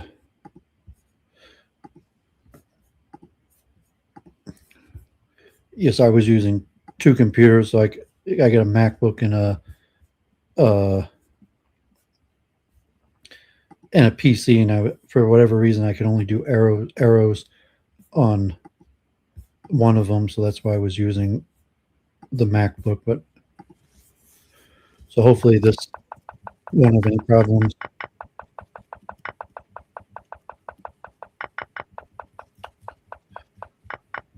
I mean, it was hard to imagine that you had some sort of grand strategy from Black, that this was that you wanted to get into this position. This is what you were I looking. can't hear you for some reason. Hello, test, test. Hello. Let me just test the stream. Hello, test. My sound should be working. I'm not sure if you test Matvei Dagger. Yes, David. Okay, I hear you. I don't know about I can Matvei. hear your voice. Yeah, the stream's working fine. Mhm. I'm not sure if Matvei lost connection. Now I he's don't muted. know Matvei, but I can Well, hear you. he's muted. So if you unmute yourself, maybe we'll be able to hear you, but your mic is muted. So I would just, you're wondering the first game, like obviously it doesn't look like what your plan was, what your opening prep, or like how it didn't go your way. I mean, presumably the first Black, you would have wanted to win, and if that was your preparation. Okay, Matvei, having back. Let's see. Test. You sound good. Yes, I can hear again because like 1 minute ago I couldn't hear you for some reason. Okay, so I'm back.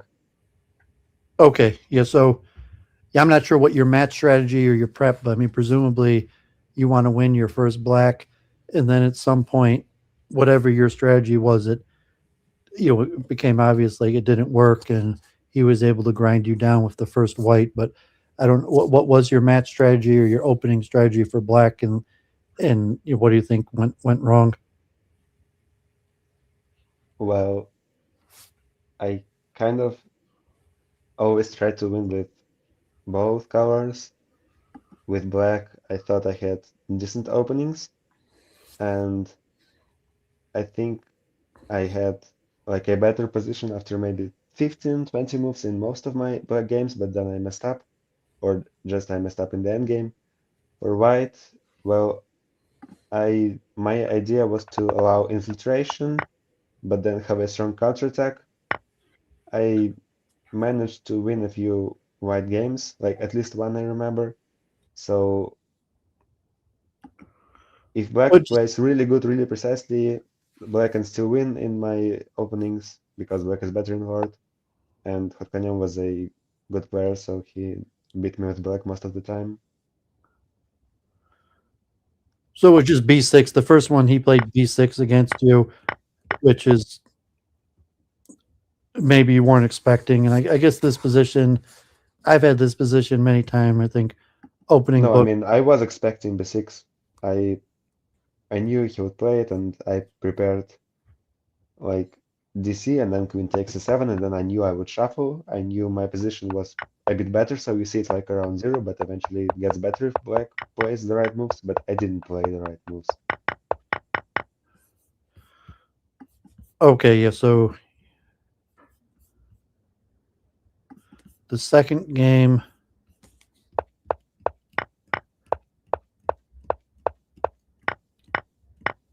we I had this knew, common opening. Like this one was yes, I knew even. he would play this because he played this against Horus. Yeah, and this was part last year was part of the finals. It's a well-known opening.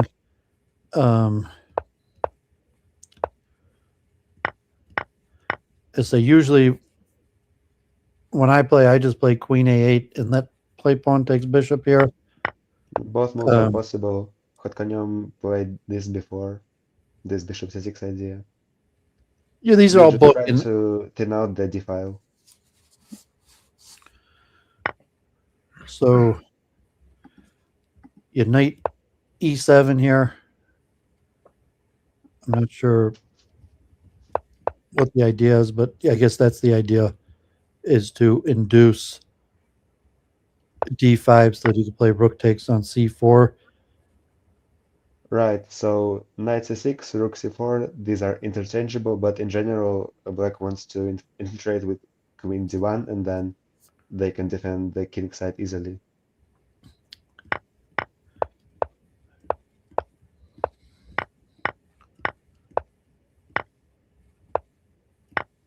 Here, I thought I had good chances, but I messed up, apparently.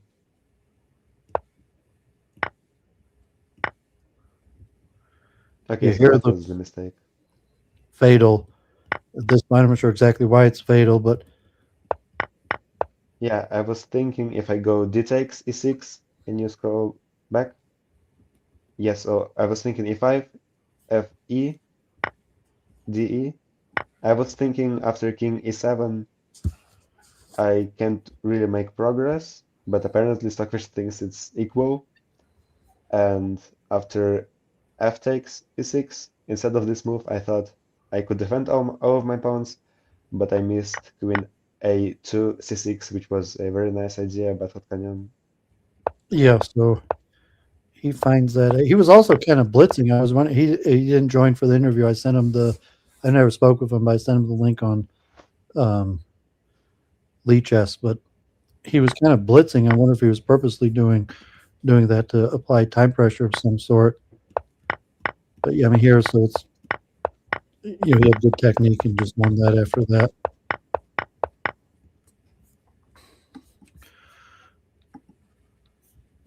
Okay, so the third game, your second black, and this time you go. I call this the cinnamon rook shuffle.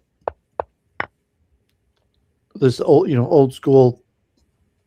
As why'd you go for this rook shuffle as opposed to the normal rook shuffle without playing d6?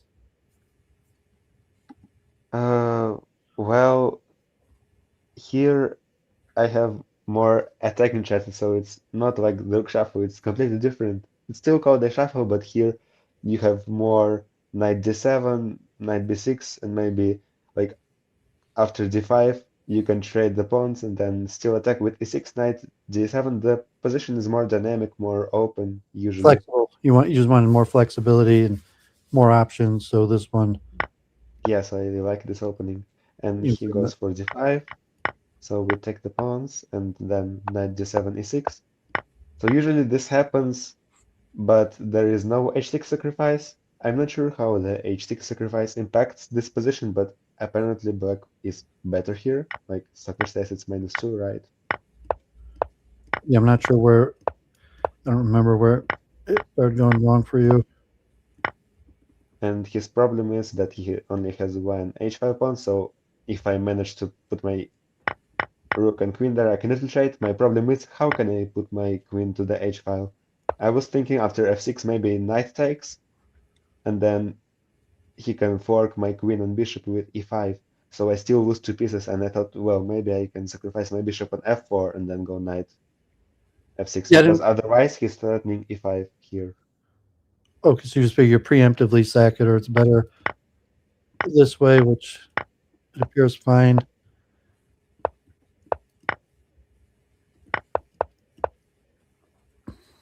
And here it's tough. I saw bishop h3, but I thought it's too dangerous.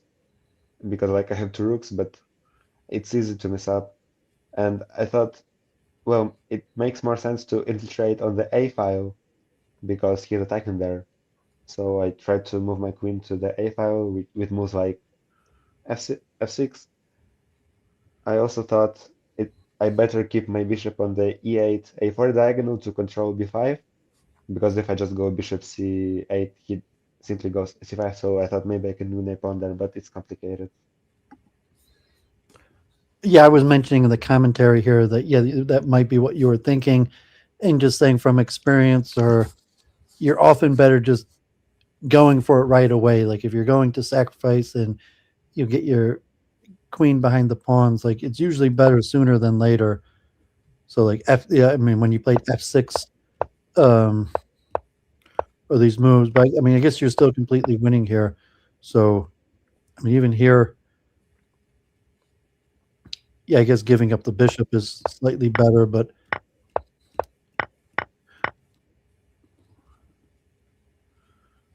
I guess the computer likes B5 here first. I thought about B5, but I didn't think there was a big difference.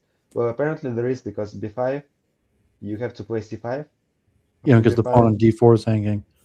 Yeah, yeah, and then my bishop controls C6, so D6 is not possible, but then white has C4, B5, and so on, so I don't have time to calculate all that. He's kind of blitzing you there. He's playing very quickly, so he's got almost every game. He's got a time advantage. Yeah, I think I spend too much time sometimes.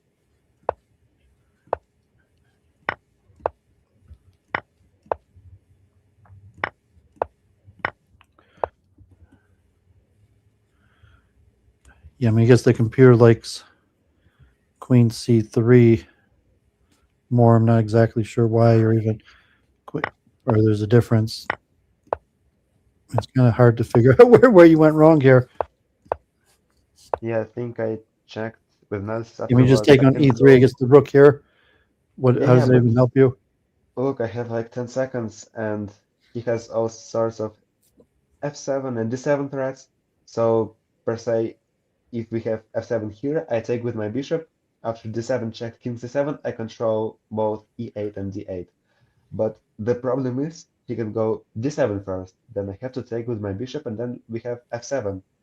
And both white pawns control F8, so my queen somehow has to guard this. And I didn't see that after queen E3, D7, bishop, yes, queen F4, and then I'm completely winning. But I was playing really fast. I had 10 seconds left. I unfortunately did not see this. Yeah. So here, I guess that's just game over then. Um,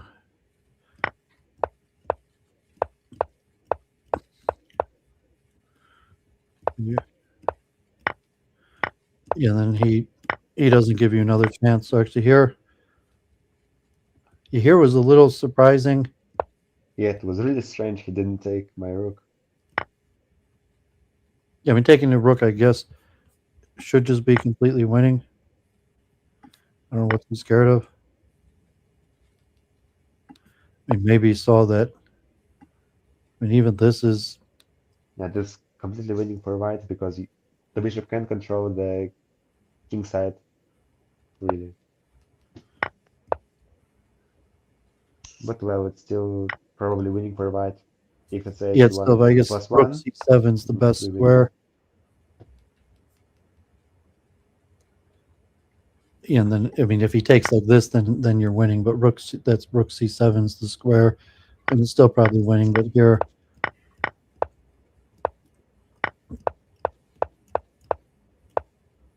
I mean, almost one square away. Like if if you could have got the queen here in time, but and are you back at some point? Did he? Oh, Okay, so so here he the could have he could won have with just d8, yeah and then the and then d h8, forcing the queen over, and then b8. However, here, apparently it's a draw. I don't know how. Yeah, I should have taken. Because then Yeah, he I probably guess. doesn't have enough pawns. Yeah, I guess that's the point. He's gonna have two queens against the king and queen. It's gonna be a draw. Right? If you take the pawn.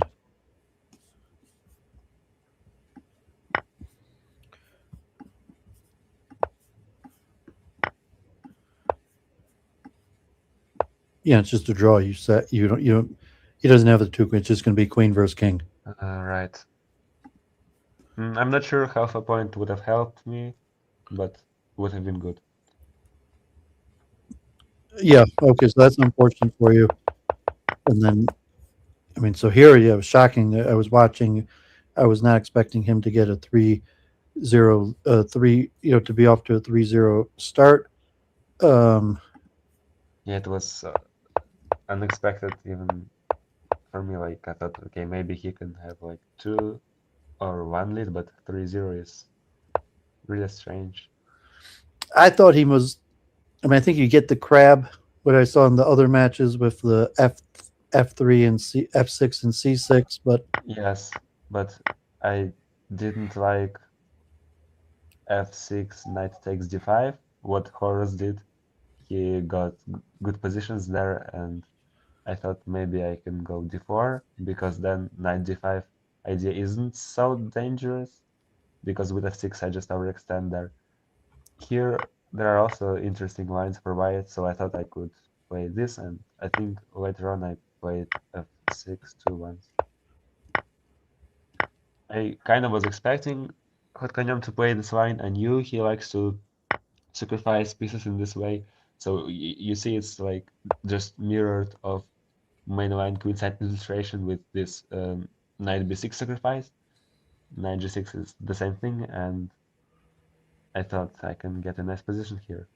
yeah, I mean, this is just better. I mean, because when you do it on the queen side, the advantage is you don't have to move the queen around the king, and you save the Yeah. mover here, a move or two. So the extra move or two, makes it better for white. Although there's still technique here. You're giving the rook, and I guess. And white can infiltrate. No, sorry, black can infiltrate if their queen is on h5, but the question is how do you do that?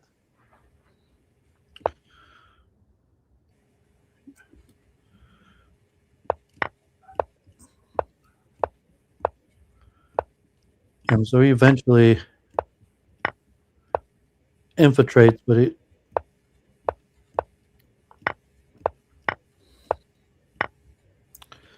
And some like you probably had a better way of doing it, but I guess taking on a6 is quite a bad move because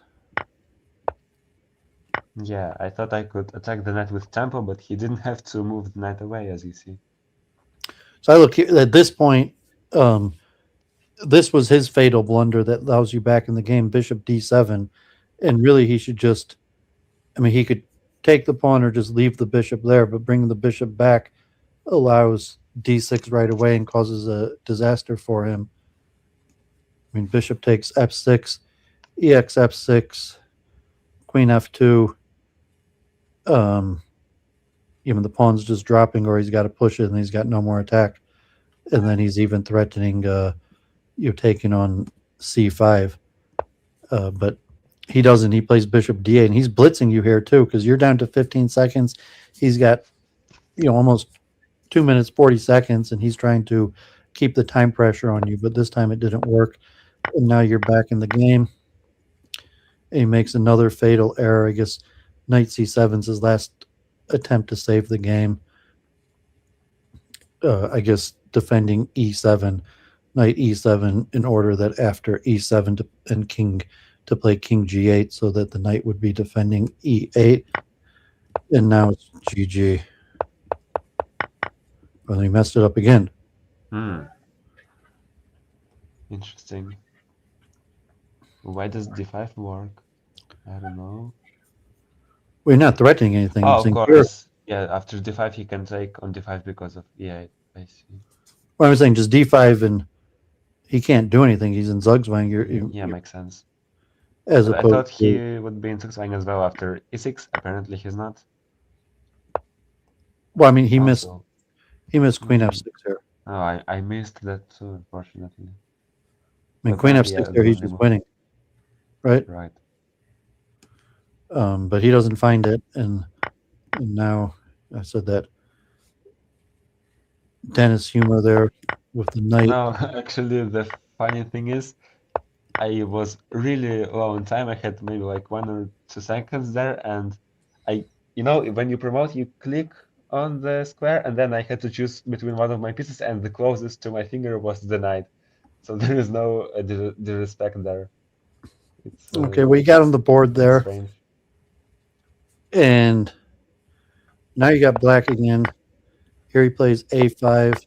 Yeah, I was expecting this from him, but he barely plays this, actually.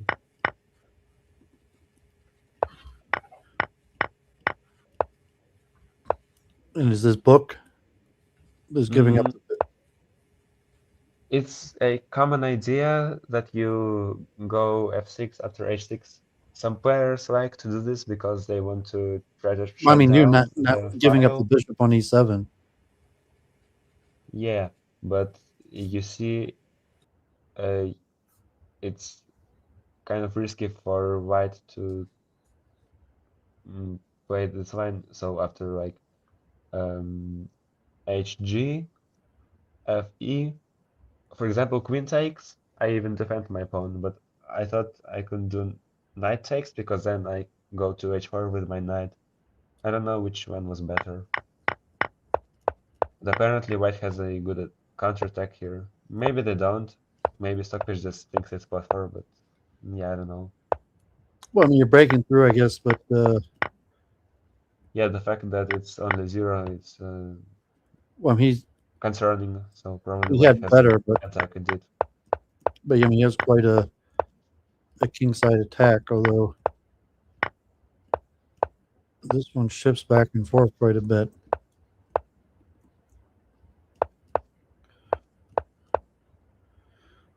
So you get the, I mean, in the commentary I saw you get the knight to take on f3, and I guess myself from the computer that, I mean, you could see by how you lost this game, the proper technique is you don't want your king on the inside of the pawns, you want the king on the outside of the pawns. Makes sense. And although there's a logic to, confusing. like I said, you're down on time, you only got a few seconds. There's a quick logic to wanting your king on the inside of the pawns as opposed to outside. Yeah, but it turns out white can get many tempi on the king, and then I'm just lost. Yeah, and then even here, you're better off going to f7 than d7. So I mean, if you go to f7, there might still be some play, but like d7, now you're just getting these tempos. There's nothing you could do. Now you're lost. Yeah, this was what was unfortunate. I probably had to play different in the opening. I mean, did you expect that he would be putting you into time pressure? Did he have a huge time advantage every game? I didn't really think about time, but now I see maybe I spend too much time overall in this game, so it's not that he plays fast, it's that I play slowly. Yeah, that may be an issue, I think. Well, I noticed that. Yeah, obviously that almost every game, like you were down to just a few seconds, and well, he was. Yeah, I think Some the games way he I had can. like close to 3 minutes left, the whole game. Yeah, so maybe I can explain this. I think it's a bad thing, but I take these matches, these games really seriously, so I think about moves more compared to normal games, but it doesn't turn out well, it seems. Well, at some point, I mean, I'm a bug house player, different things, but like often you want to pace. Like you just tier, like you're better off if you have more time than your opponent. And if your opponent is moving very quickly, and you got to figure, well, are you going to use your time if your opponent doesn't? To where you're just getting in time trouble every game where your opponent has a significant amount of time. Yeah, the time factor is really important. As far as I know, in Backhouse it's vital, but in 1v1 in chess, I think the position still matters more than time, but sometimes the position is complicated and then time is really crucial. Well, I think that just a benchmark to say you don't want to have less time than your opponent. That if you notice that you're in time trouble when your opponent isn't every game, that whether you have to recontemplate your time use strategy, or just say your opponent's blitzing you, and your usage of your time not dependent on your opponent. So yeah, D5 here I guess was the first move. I mean, it has a small question mark, but yeah, I wasn't exactly sure why you played D5 here. Then giving up the extra D pawn. Uh, well, what's the question again? Well, and just why you played D5 here as opposed to uh, pawn takes and then D5. Oh, well, I played this way all the time. I just don't think yeah, I mean, I'd rather waste one D pawn than one B pawn. B pawn kind of there is not much explanation to this. It's not I a mean, huge difference. Stockfish thinks that after stuff like Queen A8, black. Oh, can you scroll back a bit? Yeah, before. Yeah, so instead of Queen D8, there is Queen A8. And I think Wildcats uses this idea sometimes. And after Queen A8, black can trade on B4, then go Queen to A4, and then the yeah, and eventually there is Zugzwang, and then Knight maybe takes on B4. That's the correct way to play it, but Kenyon didn't think about it. Yeah, he was blitzing anyways, and after Queen D8, I think my position is nice. Yeah. Although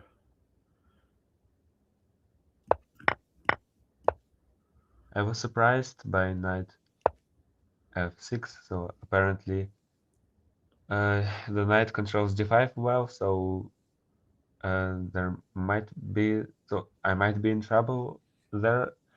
And yeah, so after takes on F6, my queen side is a bit weak, so all of a sudden he's attacking this. And I wasn't sure about the evaluation of this position. Like apparently black is better. And here it's really tricky, so he probably can make a fortress and just shuffle, and then I will be in Zugzwang.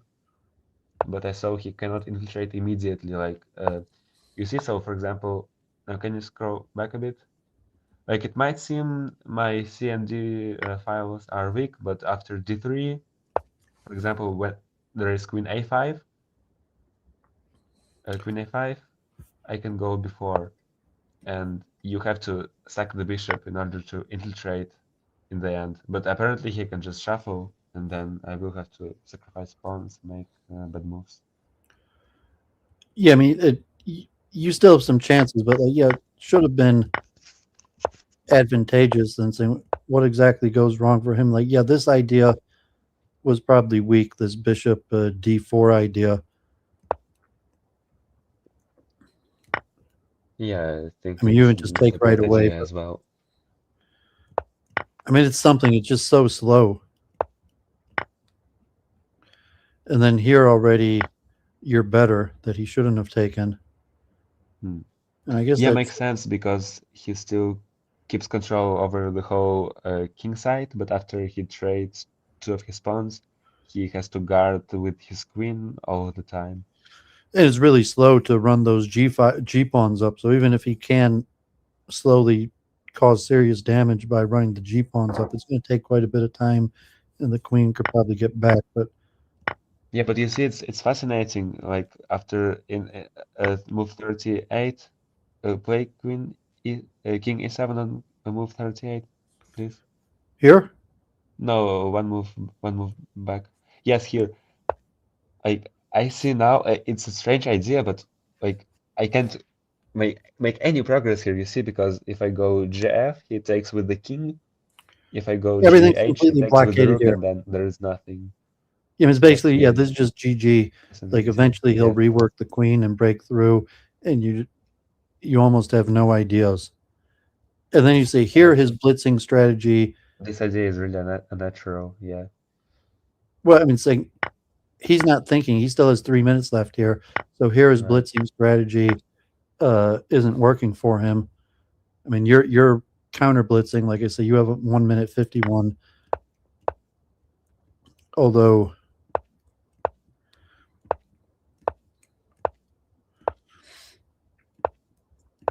I mean, it takes a while to break through, but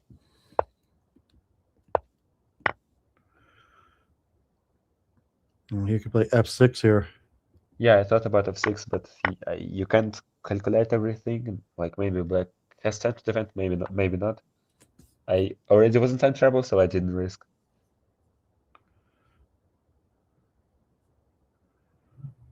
Yeah, but like it's not so obvious. Like f6, takes, then maybe queen g3.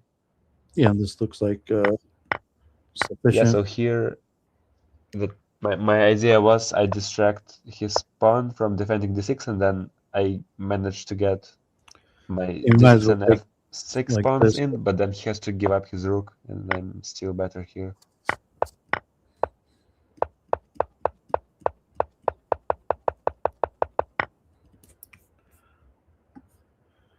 Yeah, so here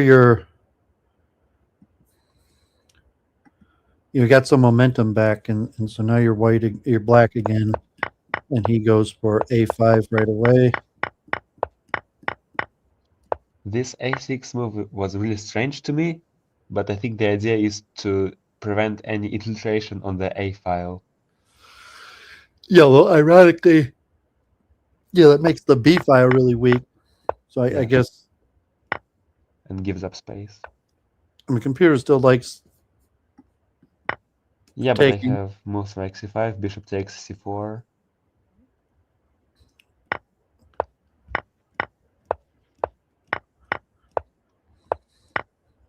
Here I was surprised he gave up his f1 pawn. Like, okay, it makes sense, the bishop is trapped, but if you think about it, the d1 pawn can never move, and then all the time I can go bishop takes e2, then he just has 1d pawn left. So I was sure black is better here. Yeah, I guess it's unnecessary too.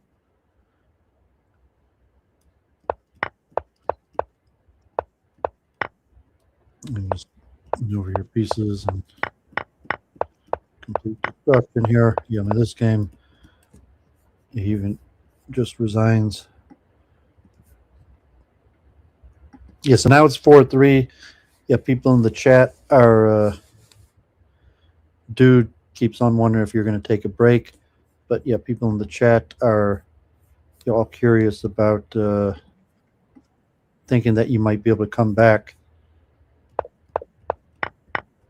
I think this game was vital. Like if I had won this, it would have been 4-4, I think, and then maybe I could have won the match. This Yeah, so I mean, this one I thought maybe we were going to get the crab formation. yeah, he just sacrifices his knight for no reason. Like I think he thought he can make a fortress with g6, but as you see, it's +3, so in the long run, black can't defend everything properly. Yeah, so I mean, this, like, it was 4-3. This was, you should have went back to even. Something seriously goes wrong here. So I guess, at this point you're already have to give up a pawn or come up with strategy. So you go with the H file. Like I was almost completely certain I would win this game, but I somehow still messed up. Yeah, I guess, I mean, the computer wants you to play C takes B7. I don't know, maybe. But yeah, I mean, if at some point he's thinning out your D file, and Right, but if I go c takes b7, he can attack my d5 pawn with his bishop.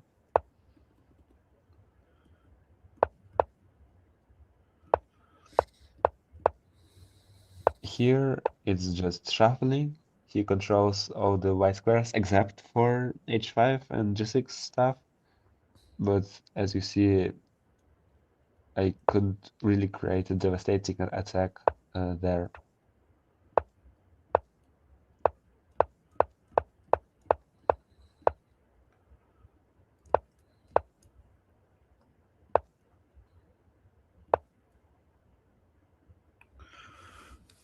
Okay. I mean, you could have went f4, g6, but you decide on b5.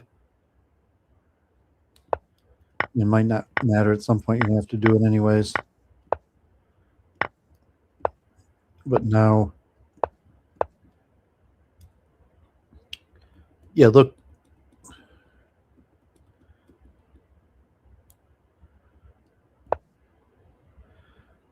Yeah, I mean, yeah, why not just go for it? Yeah, rook h6. Like, Well, I mean, what's it the depends on what saying, but breakthrough? Yeah, still b5. I guess that you went for b5 first. Yeah, maybe I did it too early. That's plausible. Yeah, I mean, so at this point, I thought he was just going to play rook takes c5 and it was going to be over. Is it? But I guess he doesn't have to. He could just Maybe it's good shuffle. enough, but my counterattack is dangerous. Yeah, I mean, you're Zugzwang here, so he doesn't have to do anything. Right.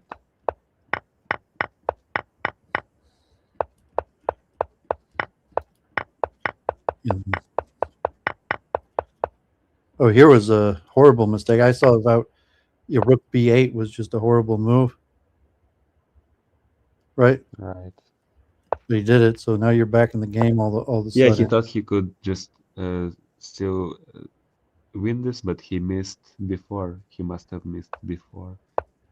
Well, I mean, rook b8 is Because, completely like, you can say, unnecessary. like, I think You just it's think this really point, like you just crucial. clear rook. Yeah, I don't know what he was thinking, but rook b8 was a horrible blunder. Yeah, as I said, like after 66 before, you can't take on c4 with the queen, so it's basically just a tactic he missed, and now white is better. Yeah, you're just down a few seconds. Had you won this game, you'll be back to even. And Here, black queen is just overwhelmed with 3 why pawns, is with c5 b6 winning and so here? on. Just c6, yes, and then you can do anything.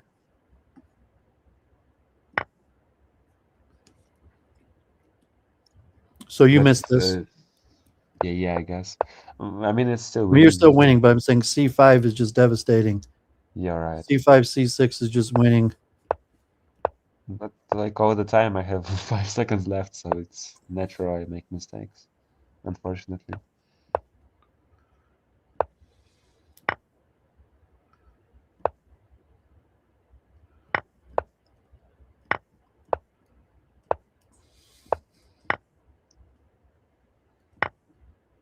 And here I must have played b6. Yeah, you have to play Because b6. That's why. after b6, the black queen is in zugzwang. So if black queen moves after my b6 here, I go c6 and the queen is in zugzwang. The thing is, with the king, it's also tricky because like either the king is retreats to g8, then I go g6, he is in zugzwang too, or if the king remains on g6 and I get my pawn on b6 already, I just go c6 and then the queen is overwhelmed with my g pawn and c and b pawns. But yeah, Zugzwang, unfortunately, I played the wrong move.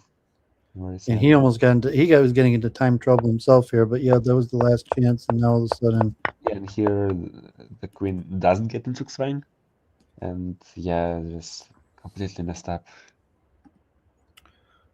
Okay, yeah, that's unfortunate because that would have tied the match, and then Yeah, should have been 4-4, then it's 3-5, and I mean yeah, you have to win 2 it's for really tie breaks. You disappointing. have your black here, and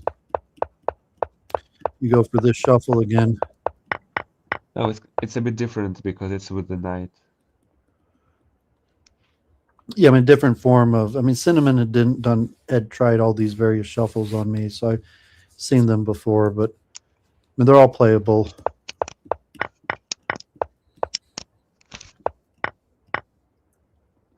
Here's just Sure. some sort of error.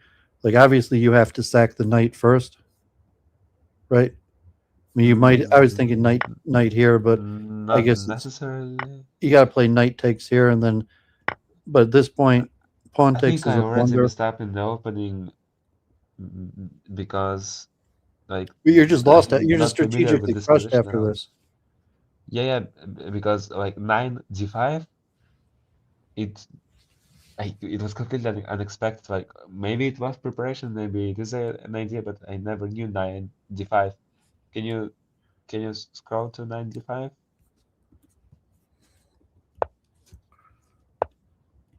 9 d5. No, it was even before that. Where? Move 9. Move 9. No, I mean, this is your blunder here. Pawn takes Yeah, is okay. here's where you should play knight d5, knight takes No, you d5. see, it's already +2 because I don't get an infiltration and white has a pawn on e6. Wise means strategically after this, you have no breakthrough. You have no idea. So, Yeah, I like mean, I don't minimum. know where my mistake was because it must have been earlier than this. I'm saying if you play knight takes d5, Yeah, it's still lost, I think. I mean, computer I wants don't e see takes, how but black can play for a win here. what you at least, I mean, you at least still have a breakthrough attempt. I don't. I mean, maybe not because this bishop's locked off, but at least, I mean, at least you have some flexibility. After this, like your position's just locked, you really have nothing to play for. Yeah, I think my mistake must have happened even earlier than this. Yeah, I mean, I don't know the computer if it's. I mean, it doesn't even like knight b6 or it wants you to trade the pawn. But here after cx b4, I mean, just looking at it, I was like, this can't be what you wanted out of this. Like you're just. I mean, at best you need. I don't think you ever really had a chance to get back in this. Yeah, it was You're right. just messed up right away. Um,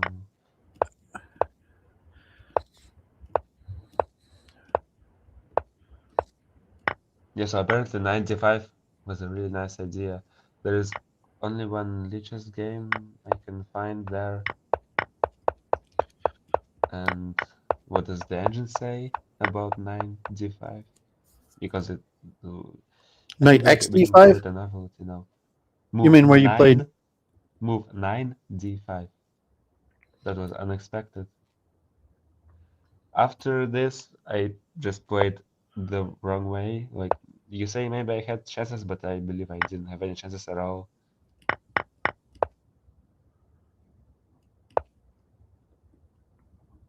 Well, I'm saying I don't mean chance is just idea. Like you're strategically. I mean, just look what the computer even just taking here first, or even if he takes, if he's going to take the knight. Yeah, I don't I mean, know. you're Maybe the completely opening fine. is You're just completely bad fine here. because of Knight this. b6 is a questionable move, and then No, I don't think I'm completely fine. I think it's already bad. Like CB, I think like I don't see a clear path for black. Maybe Stockfish can find something, but I don't. So maybe I just won't play this opening anymore. I don't know. Yeah, yeah, I mean, it's a stupid Cinnamon used game. to play. I don't remember playing knight d7 first and then shuffling. Usually, I forget. But yeah, I mean, something just doesn't go right here, and then he grinds you down.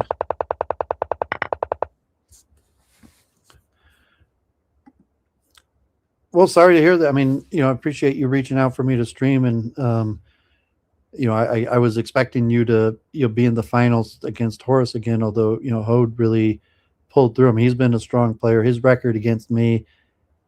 I remember one time he almost beat me 10 in a row, but he probably beat me like 3 out of 4. But I always pictured him in a range below. Like he was never a 2,700 player. And I always pictured him a notch below, but like obviously he did. I think he's a chess coach and trainer. Obviously, he did something to up his level with an unexpected upset against you. So I guess props to him. He didn't join for commentary. So do you want to do commentary together on the finals between Hode and Horace? Yes, if I can, sure, I will be glad to do this. I think Horus will probably win since he beat both me and hod-konem. hod-konem, I mean, like I knew he was strong. Nowadays, like in the last 12 months, I didn't have many games against him, but if I remember correctly, it was back and forth. So I didn't necessarily expect 6-3, but I knew it would be a tough match. Like Horus beat hod-konem 6-4. I think he can beat him again. But I think it's the second time hod-konem was in the finals. So Yeah, I mean, it he's will not be even the top disappointing if 10. he loses. He's not even the top 10 rating wise. I mean, he Yeah, but moved up he almost. doesn't play too often. You don't have to play every day to be really good. Yeah, I'm saying. I mean, it wasn't expected, but like, yeah, he won. So we'll see in the finals, and hopefully we'll have you for commentary. Maybe Dude will join. Yes. I'm not sure if Hode and Horace are going to come on for interviews after. Like hopefully he'll be promoted by Lee Chess, so he'll have some good viewership. Mhm. I'm not sure if, like I said, if Dude wants to join for the commentary, and if you're interested after the finals of doing some sort of grand recap or educational material of Rune or something. He's got his own channel, but if you wanted to team up for that after the Maybe, finals, that's fine possibly. also. Yeah, so the last thing I would say on my performance, I think it really seems like people overestimate how good I am because 2025 I was present everywhere. I played in the early, I played in almost all shields, weeklies, monthlies, and so on. And people like hod-konem or Horus, they don't play that often. Their scores against me are more or less equal, maybe a bit better into like leaning into Horus' favor or so. But people rarely consider them as good as me, but they really are. And like you said, hod-konem isn't in the top 10, but if you look at the top 10, like there are like 4 or 5 people, they only play Hyper Horde, others aren't as good. And yeah, I mean, I think I had nice games. Like overall, I'm okay with my performance. I could have done better, sure, but then I must play better chess. And I'm not like I'm 2700, but these guys are really good too. Yeah, I mean, he's up there. I put him in.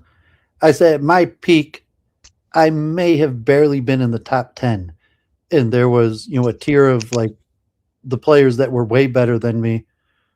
Looks like Matvei dropped off. If he pops back in, but I'll finish my point. Like like Stubborn Fish, Mind Hunter, now like Matvei, the 2,700 players that my peak was maybe like 24 in the mid 2400s. So the 2,700 players were significantly better than me. Sorry, I had issues with hearing you again. I think I must have. No problem. I didn't hear a few sentences. But I mean, like the top 3 to 5, like the 2,700 range players that were significantly better than me, that beat me like 4 out of 5 games or more, when I was at my peak in the 2,400s. And then there were players in the 2,500s, even high 2,500s, that were a tier higher than me, but a tier lower than the top players. And that, included like Hode, now maybe like Wildcats or Diablo. Although, when I was playing, I was better than them, but there were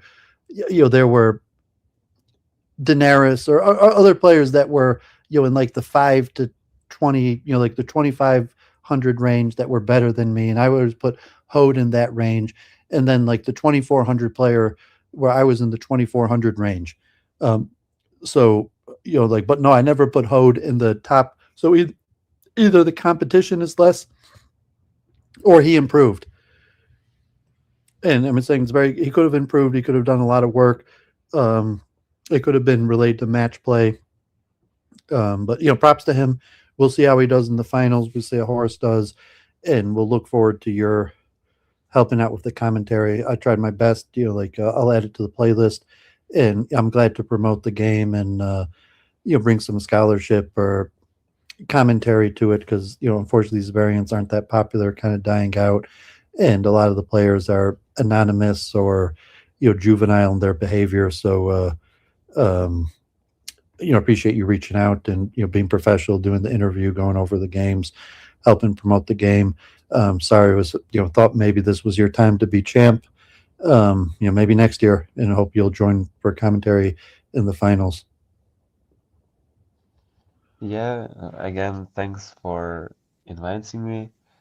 It was interesting to comment on the games, and I think it's a nice thing for the community as well. But now it's really late, and I think I have to go to sleep. I have school tomorrow. Okay, yeah, well, take care of yourself. Appreciate it. And hopefully, like I said, hopefully you'll join me for commentary on the finals. And then maybe after that, Yeah. we could do another grand recap highlight stream also. So, appreciate good work. Thanks for joining the stream, and we'll see you for the finals. Yeah. Okay. Well, have a good day. Bye. Okay, so signing off, like I said, today was a standalone Horde commentary. I haven't been streaming. I'm not going to comment on any of the other stuff. I usually give commentary, just leave it as standalone. Appreciate Matvei, and hopefully we'll be back in a week or two for the finals with commentary. And anything other than that, just check my social media or Discord. Don't expect any streams recently. Besides the standalone stream, I might go to another engineering conference or pop up at something like an engineering conference and do a ramble, although I'm not sure about that. So we'll leave it there. And God bless. Hopefully we'll see you for the finals. Thanks to Matvei for reaching out, getting me to stream and joining. Daggered Sun popped on a little bit. We didn't hear that much from him, but appreciate Daggered Sun, our friend from Turkey, I believe, one of the finalists, for joining. They're welcome to join for the finals, and Dude also. And as soon as they schedule it, hopefully they'll schedule it at a time I'll be able to stream. But as soon as they schedule it, I'll schedule the stream, and you'll be able to see it. So, God bless. Congratulations to Hode, and we'll see you for the finals.